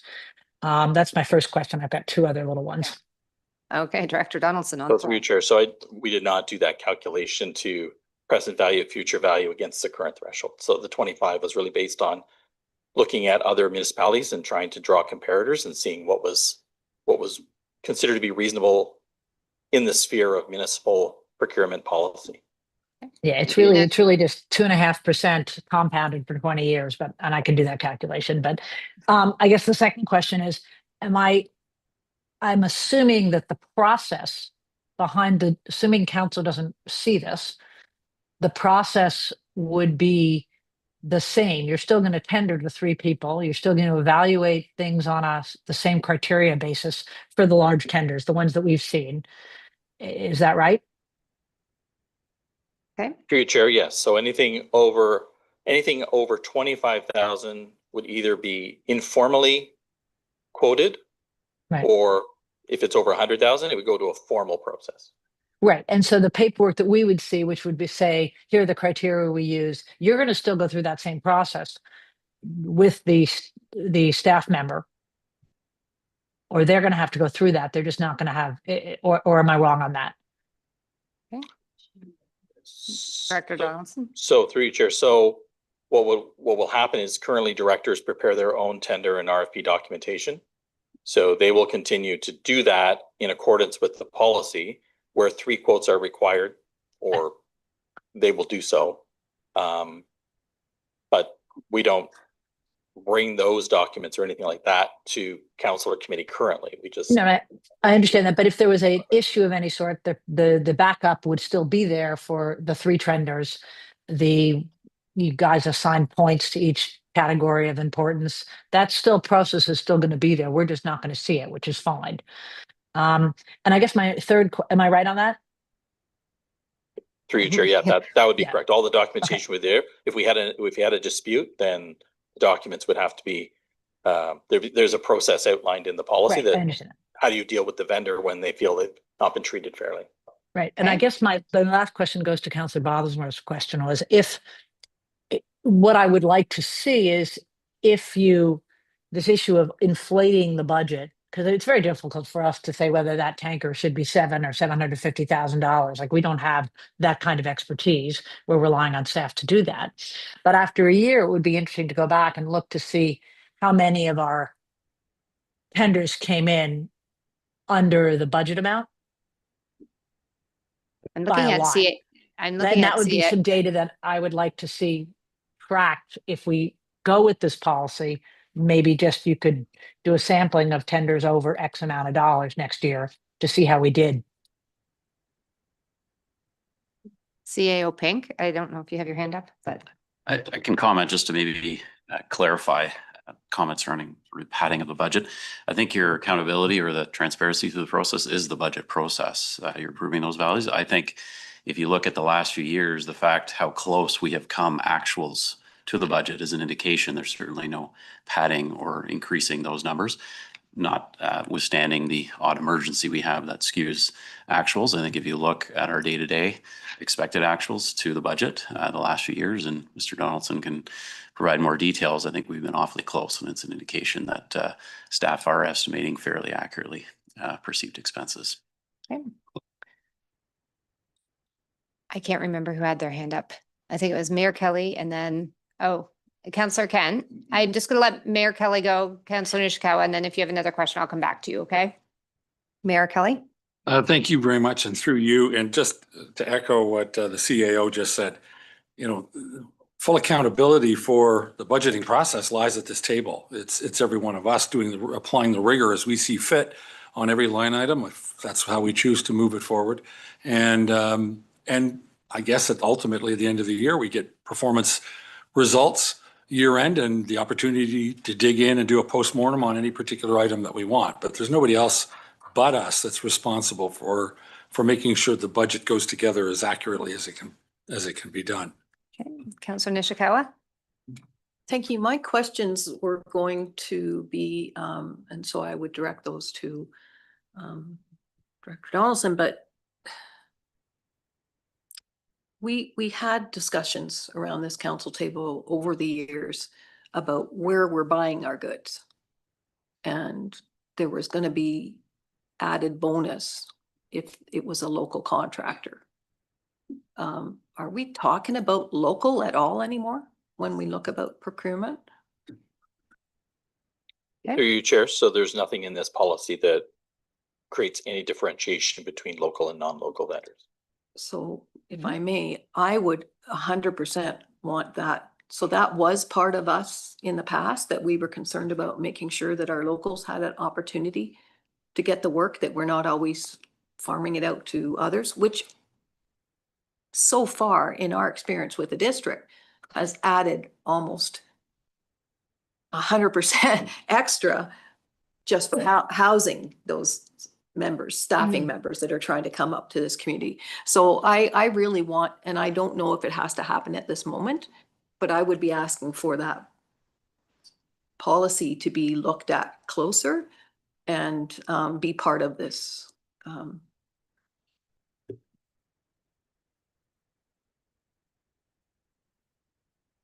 Okay, Director Donaldson, is this the right moment to have that conversation? Or how do we? I would defer to the clerk, but if this is a desire to have another resolution to amend, I would certainly it would help me in terms of clarity in terms of what's being asked. Help. We're hungry. Give us some thoughts. So. Yeah, I think at this point, I would leave it to members of committee to provide wording of what they would like to see, whether it's an amendment to the policy that's in front of us, or whether they'd like to bring it forward at another time, whether they'd like to postpone this so that staff goes forward. Like it's up to you, but I would request that from members of committee to provide us the direction. I apologize. I know that's what I'm supposed to be doing. Okay. So I feel like there's some options here. Councillor Nishikawa, you can put forward a motion like we've just been doing this session, and we could put it on the table right now. Or you could bring this back at a future point and we could talk about that, because it sounds like it could be a bigger conversation potentially. And there was a third option. So I just want to make sure, like, did you want to, how would you like to proceed so that I can? If I may, what I might be envisioning is that in fact, it doesn't go to council. That we have an opportunity to further discuss how our procurement conversations, like as in who are we buying from, who do we want to continue to involve as partnerships, more or less, or within the municipality, because we've had these conversations in the past. I don't believe anyone around the table has. Okay, so what I'm hearing is that you wouldn't be supporting this or the recommendation as it is today because you'd like to have that added, so that discussion added. I'm not going to support. Okay. But I want an opportunity for us to have this conversation, but I don't want it to come to council when that doesn't give us the opportunity. You know, the heavy lifting is done at committee, is what I'm trying to say. So the options are, you could put forward an amendment now to have that come back at a future committee, or we could talk about it right now, or we well, given the time. Could do it as it's not another, appropriate to. okay, so but I think there's choices, is what I think, as to how to bring that topic up. And that, so I think I've heard that.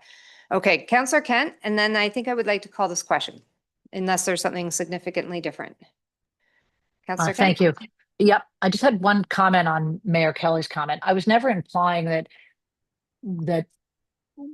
people were increasing their budgets. I was making the comment that I don't think that council, any of us, unless somebody has a specific expertise, has any ability to really comment on the capital cost of an item, whether it be IT, a fire truck.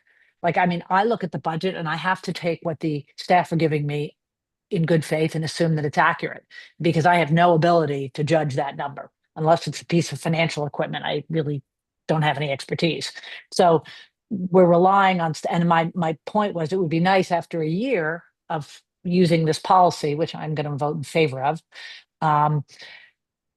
it'd be useful to go back and just see how we did and see if we're being, there's a lot of moving stuff around, like we underbid by 50 on this, and then we take that 50 and we put it on another project.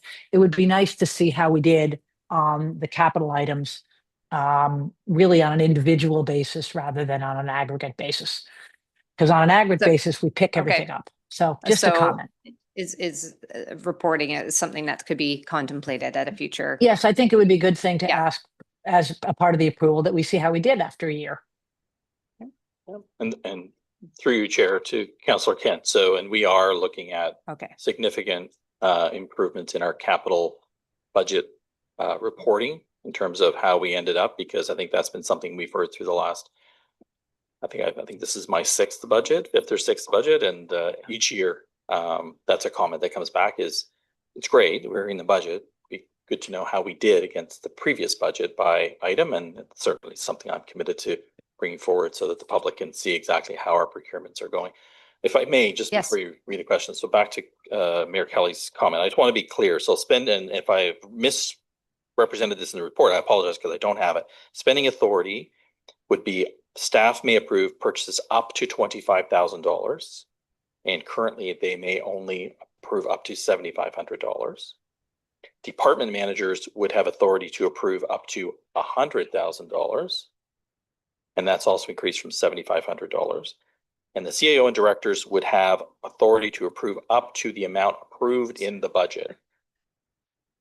And currently only have authority to approve without council's approval up to a RFP that comes in under 35,000 or a tender that's under 70,000.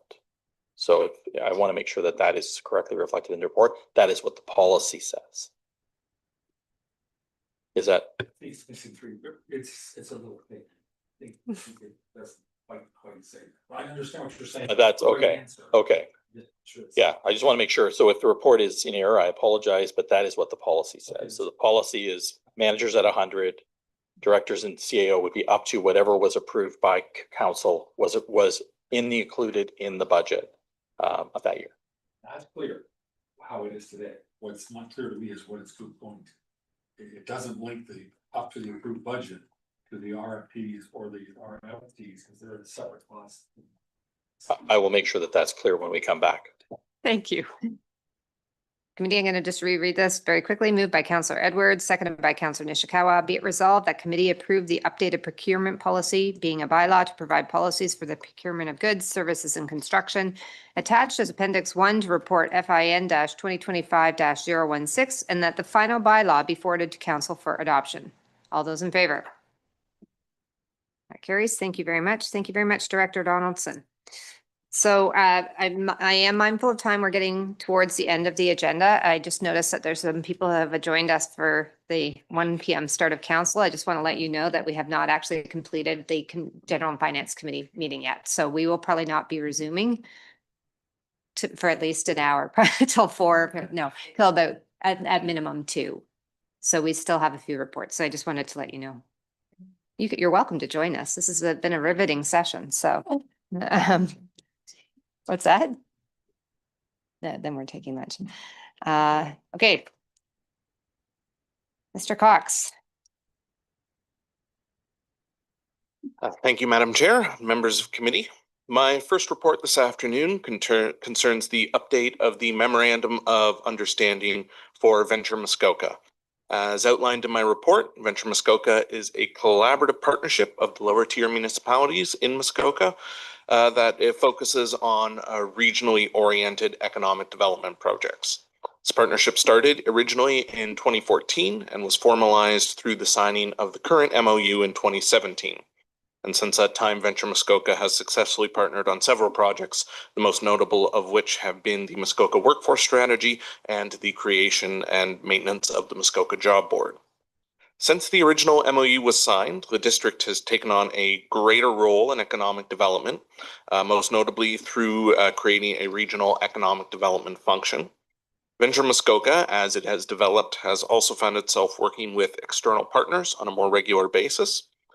As a result, an updated MOU has been prepared to more accurately reflect current conditions and establish the principles for ongoing partnership, both between the partners in Venture Muskoka and with external partners on specific projects. The full details of the updated MOU can be found in my report, and I'd be happy to answer any questions that committee may have at this time. Thank you. Thank you very much. Again, I'm going to read the resolution, folks, and then we can do both. Moved by Councillor Zavitz, seconded by Councillor Kent. Be it resolved that the mayor and clerk be authorized to sign the Venture Muskoka Memorandum of Understanding attached as Appendix 1 to Report DSES-2025-032. So, are there any questions or comments? I'm seeing none. I will call the question. All those in favor? Thank you very much. Okay, Mr. Cox, I think you're on next. Yes, thank you, Madam Chair and members of committee again. So my second report this afternoon concerns the results of the Bala Community Reserve Fund public engagement campaign that ran during the month of August. As committee will recall, this engagement campaign was conducted in order to gain public feedback on the potential uses of reserve funds remaining from the lease of lands during the construction of the Bala generating station. The results of the survey are included in my report. In short, survey results showed a community preference for the funds to be used to fund multiple smaller community improvements. The most commonly identified priorities included improvements or expansion to the facilities at the Bala Town Dock, improvement of pedestrian safety features along Muskoka Road 169, improvements to the Moon River Boat Launch, and improvements or additional infrastructure at the main parks in the community of Bala.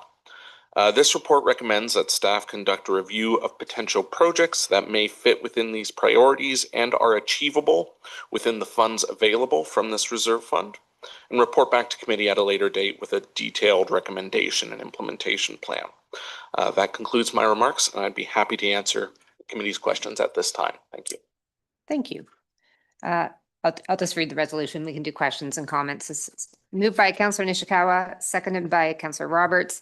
Be it resolved that the results of the Bala Community Reserve Fund survey be received and that staff be directed to develop a list of capital improvements aligned with the most commonly identified community priorities outlined in Report DSES-2025-033 and report back to committee at a later date. Councillor Nishikawa and then Mayor Kelly. And then Councillor Zavitz. I have a different feeling about this fund than what our results generated. And I think sometimes it's the questions. So a lot of the things, the asks are general repairs that we should be carrying on within the municipality. And that really concerns me because, again, we have a whole list and we're not, accessibility. I mean, we heard a little bit about accessibility, but it does not happen in the town of Bala, certainly not the town of Port Carling. But, and I was looking for something bigger, like for instance, over many years, there has been talk about a wall of fame at the key to Bala. Like we are known, Bala is the entertainment district in my mind or anybody's mind, honestly. And so focusing on what we're good at. Mm-hmm. And so I was looking for something more like that. I hope we're not going to use this fund to do our general repairs. That's all I want to say. Okay. Mayor Kelly and then Councillor Zavitz. Thank you, and through you, excuse me. Along the same lines as Councillor Nishikawa, some of these things look like the equivalent of sort of taking your birthday money and buying soap on a rope. I mean, it's going to get, you don't need to spend money on stuff that's already been allocated. I don't know how the crosswalk was funded on 118 in Port Carling, but it's a district project. And for us to jump to the head of the line and buy that thing seems like the wrong use of money that I would have thought had a more, I don't know, sacred somehow use. That's all my comment. Thank you. Sure. I just wanted to respond to Peter's comment because in general, I don't believe the community or the public actually understand. Like, for instance, oh, this sort of comes through district, this is going, and by the way, in the future, district's gonna fix up that road, so some of those issues are not gonna be there. Like, I don't believe the public generally understand the two differences with the governments and even what we're bringing forward in future years. Okay. Councillor Zavitz. Thank you. It's for you. Sort of between the two. You know, it does seem odd that we would be using the monies for projects that should either be on our capital piece, you know, although I'm not sure that the Bala dock and or the Moon River dock reconstruction or rehabilitation is on our radar. I haven't really read that. I don't know that. I know that the crosswalk, the mayor and a few of us have been talking about for quite some time, and I think we may be closer to that than ever, but it is a district initiative. So from what I'm hearing from the people in and around Bala, you know, the Moon River people were quite affected by what happened, right? And as were others. So if we were to just focus on, if you would, fixing up the dock in Bala, then of course that doesn't reflect anything relating to the Moon River. So, you know, I think that those two projects, quite honestly, seem to make quite a bit of sense. We've already done a beautiful job on a park on Jasmine Park.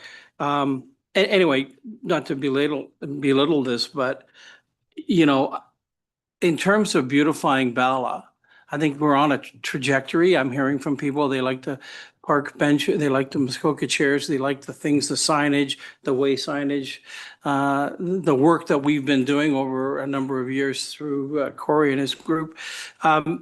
So I think that the two docks probably make the most amount of sense, given that the crosswalk is, I believe, targeted through the district, and we can probably have influence there. So, I mean, short of that, I'm not saying people say, let's pave the pre-Cambridge Shield parking lot, or, you know, so I think there's just enough of an interest level here that we've got people giving us opinion. So what I'm hearing is the two docks would be, to some degree, would probably be as logical a thing to do as anything else. So that's what I'm hearing. Thank you. Okay, are there any other questions or comments? I have a question if I could, and it's along the lines of all of these things. How do we separate what are initiatives that we are tasked with through our CIP already, district initiatives, and then this special reserve fund? And I think from a community standpoint, there is like what I found this interesting because it validates some of the things we've talked about through the CIP. And it validates the direction of a crosswalk requirement in the district. So if nothing else, I think it has validated in my mind that we are on the right track. And, you know, our CIP has identified like rocks and boardwalks, docks, boardwalks, whatever it may be. And those are part of our longer term plans. This is I hate to say a fairly modest amount. It's a fairly modest amount of money, really, that was designated. And so with these projects, to make it meaningful, I however this comes back, being able to delineate between those kind of sections would be really helpful. Like if there's going to be, I think the recommendation is smaller I think that's the several small community-led initiatives. And maybe there's an interest in that area, but I really feel like part of the communication back to our broader community is just knowing that some of these other initiatives are long-term capital projects that are well underway or I'm part of plans. So that's just a comment / question. I guess it's more a comment. Okay, Councillor Nishikawa. So while I appreciate how the report reads about the whole community, I can't help being the part of a business.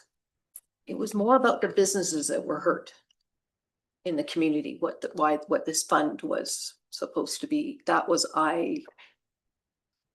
what I believe I was involved with those discussions in the past. Right. But I don't see, was there a business, like, did businesses specifically speak up and say how to improve my life because my life got wrecked, over this time frame? And so, yeah, it wasn't about, oh, we're gonna, replace your community park and we're gonna give you a couple $100,000.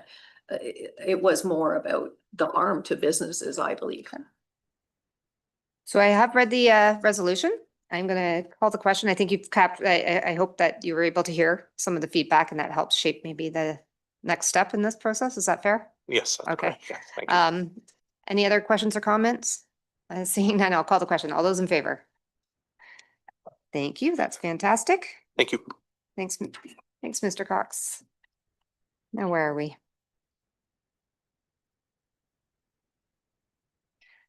Okay, we are going now back to a lot earlier today, and it was the delegation on the MAOHT and the request for either $3,000 to $5,000, somewhere in that amount on an annualized basis to help fund the recruiter. So that was the direct request that came from that delegation earlier today.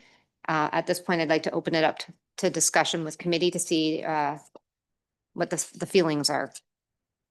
Mayor Kelly, and then Mayor Kelly. Thank you, and through you, I will not be supporting this arrangement, to fund this arrangement. And it literally comes down to value. Wonderful people, a great mission, but there is no way I understand how we could earn back $3,000 to $5,000 a year, plus the additional $10,000 a year that our contribution, our tax dollars is contributed through the district. I just don't see it. And I think, in fact, our contribution through the district has relieved some of the burden on some of the bigger centers and allowed them to set up incentive programs which compete with our ability to attract talent. So I'm comfortable as things are. We have been blessed with a wonderful opportunity to bring a doctor on board that did not come to us through the MAOHT, came to us directly.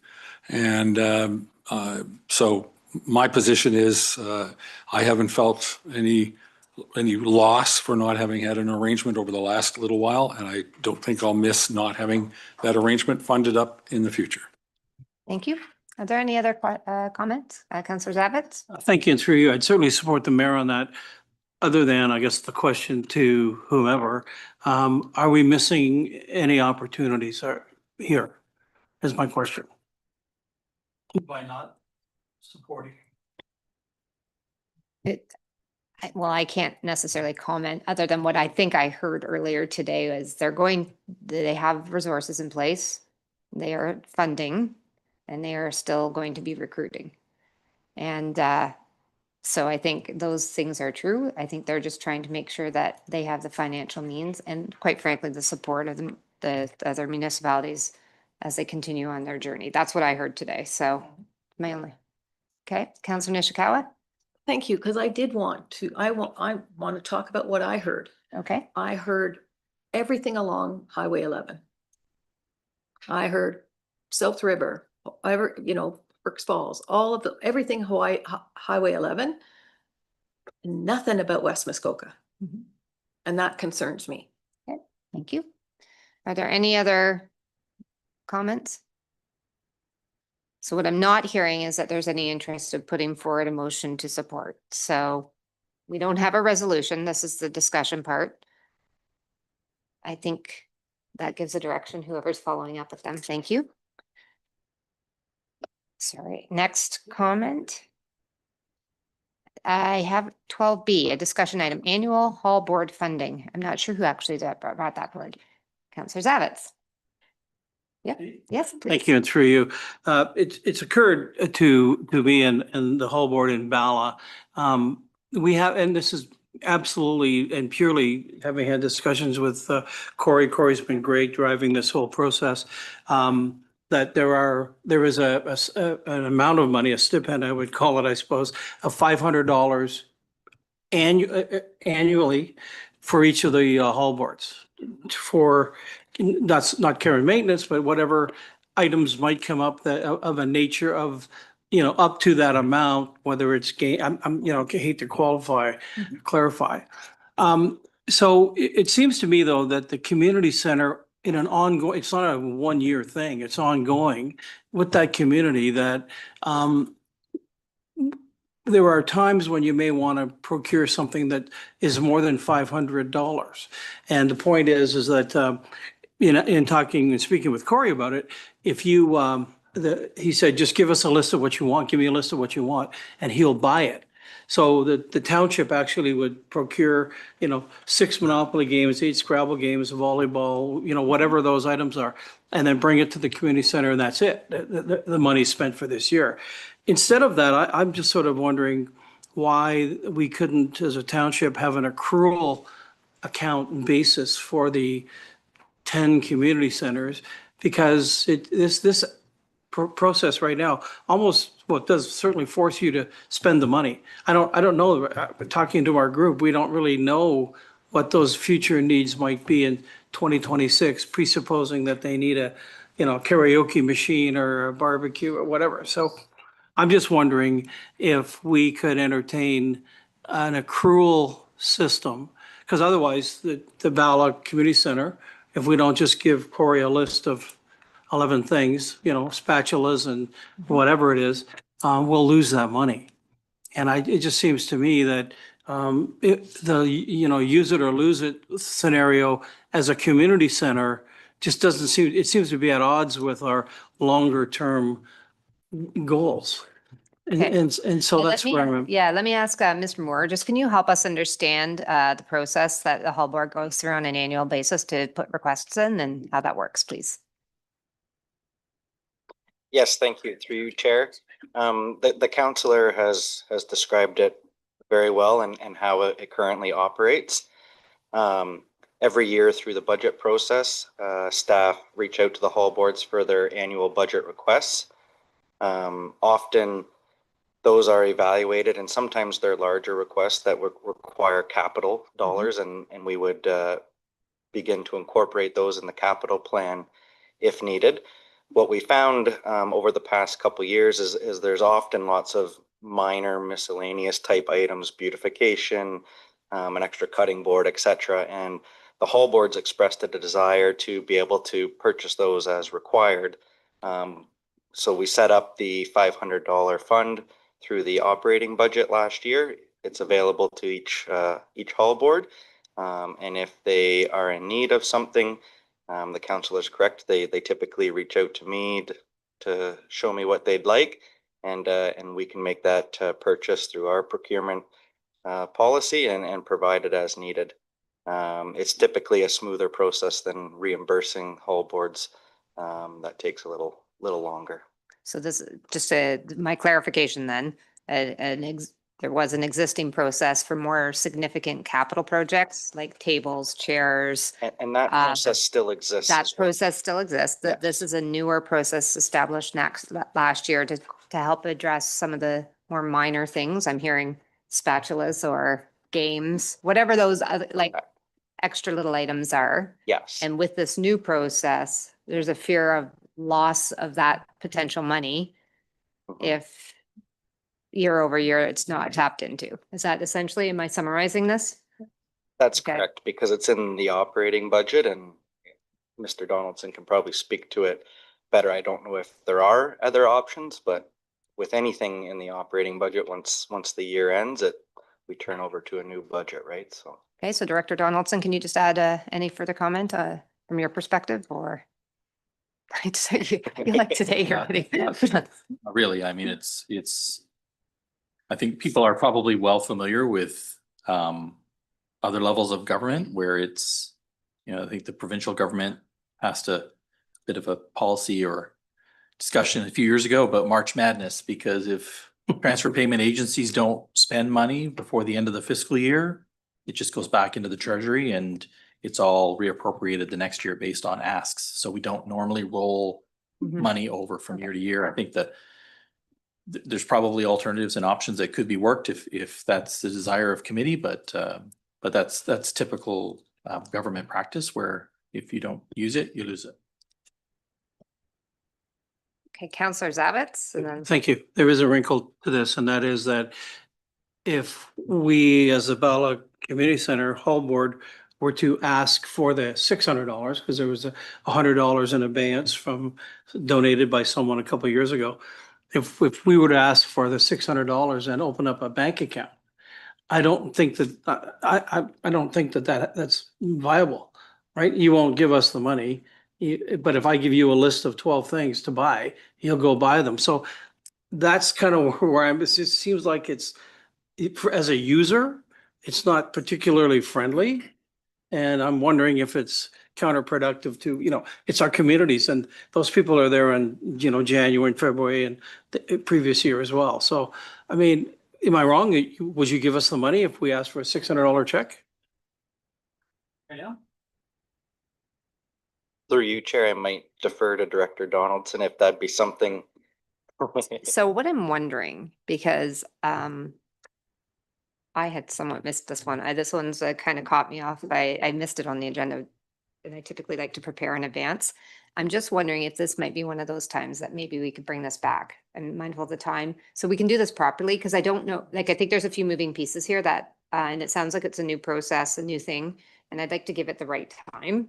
So He has called a meeting of the Hall Board chairs for the end of September. And he's asked for the list of what you want to spend for 2026. So, yeah, my hands are, I don't know, like it's So, over $1,000, right? I don't know. So Mr. Moore, is this something that we could leave with you to come back with, or do we need to have a motion? What do we have to do? Help.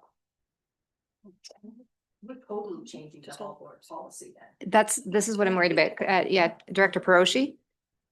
Thank you, through. I please correct me if I misspeak in any way, but the way that the whole boards are set up is they are committees of council. So I think there's a lot of times when these committees of council, being custodians of their buildings, start to look at other ways that they want to do things in the building. And really the purpose, if I go back to the mandate of what these committees of council are, is to promote the use of the facility. So everything runs through the township. There was some talk a few years back about having their own group, so being their own entity, being their own group, their own corporation, and the township supporting them, which would facilitate more of what you're speaking to. But because it's a committee of council, similar to any other committee of council, it's council who ultimately decides where the money goes and how the money is distributed. So while I understand where you're coming from, it's just the structure in which the committee has been set up. So I do wonder if this is a bit of a bigger discussion, and whether some of these groups maybe don't want to be a committee of council anymore and want to look at a different way to operate and have a different type of relationship with the township, because I don't think the way that it's structured right now facilitates that type of financial agreement. Okay, so Councillor Nishikawa, Councillor Edwards. I feel pretty strongly that the balance of council doesn't understand how the hall boards have operated over many, many, many years. And essentially, those games, those little extra things that we would like to have, we fundraise for. And then they take ownership of them. They're not concerned about other people coming in and taking their stuff, or like, it's not municipal stuff, it's for the hall board. And that's been forever. Like, and that was and I'm even going back, it wasn't that many years ago that we fundraised to build buildings. So that's what I mean, like this sort of change. Yeah. And yes, we can have a bank account. There's, everybody should, like, every hall board should, because of the exact same reasons that Glenn has brought up. Okay, so what I'm gonna, guys, there wasn't a resolution here. It's a discussion item. And what I think I need to help us with this is, I don't think we're prepared today to make a decision. It's sounding like structurally that so the question is the path forward on this. If this wants, so if there's a next meeting, then the appropriate way to do, I guess, is to get that a resolution on the table for the next meeting to make this something that we could talk about. And I will leave that with the committee to figure out how they want to move forward. Sorry, when I said the next meeting, I meant Corey's meeting. Okay. I'm saying if we want to make a broader discussion, like overhaul our understanding of how these things work, it's not right now. This was the introduction of a topic. And I'm going to now say, I think I need to leave this with staff unless I hear something differently from the committee right now. With that, I'm going to move on to item 12C. Oh, Councillor Edwards, I'm sorry. I'm sorry, you did have your hand up. I did. This is through you too. Yes. Yeah, to Mark Donaldson. The hall boards used to have their own bank accounts, and then at one point they were allowed to have a bank account in the township. Is that still there? In other words, if they had $1,000, they had a bank account with CIBC, and they were encouraged at one point to put them into the township, and they could draw from them. Is that still available, is what I'm asking? Director Donaldson? Through your chair, there are some community center hall boards that have trust accounts still set up within the township's chart of accounts, yes. Okay, thank you. Moving on to the district updates. Are there any questions or comments district-wise? No? Okay. Councillor Nishikawa? More be concerned about the budget notes that are coming up that show that we're going to be over 50% for district dollars. I think just. Okay. Thank you. Community events. Councillor Edwards? On Sunday, the 14th, the Windermere Surrey Fox Run. There's a silent auction, there's a barbecue, there's entertainment. You can sign up at 9 o'clock. The run starts at 10 o'clock, and the mayor is going to start the run for us. So if you're available, come on it. And if anybody would like, and now we are walking, they can sponsor me, that would be great. Thank you. Okay. Any other community events? Not seeing any. I think this is my last one now, right? Oh my goodness. All right. Moved by Councillor Kent, seconded by Councillor Edwards. Be it resolved that this meeting adjourn at 1:15 p.m. and then the next regular meeting of the General Finance Committee will be held on Wednesday, October the 15th, 2025 at 9 a.m. or at the call of the chair electronically from the Council Chambers, Municipal Office in Port Carling, Ontario. All those in favor? Thank you. That passes. And Mayor Kelly, what time would you like to start lunch?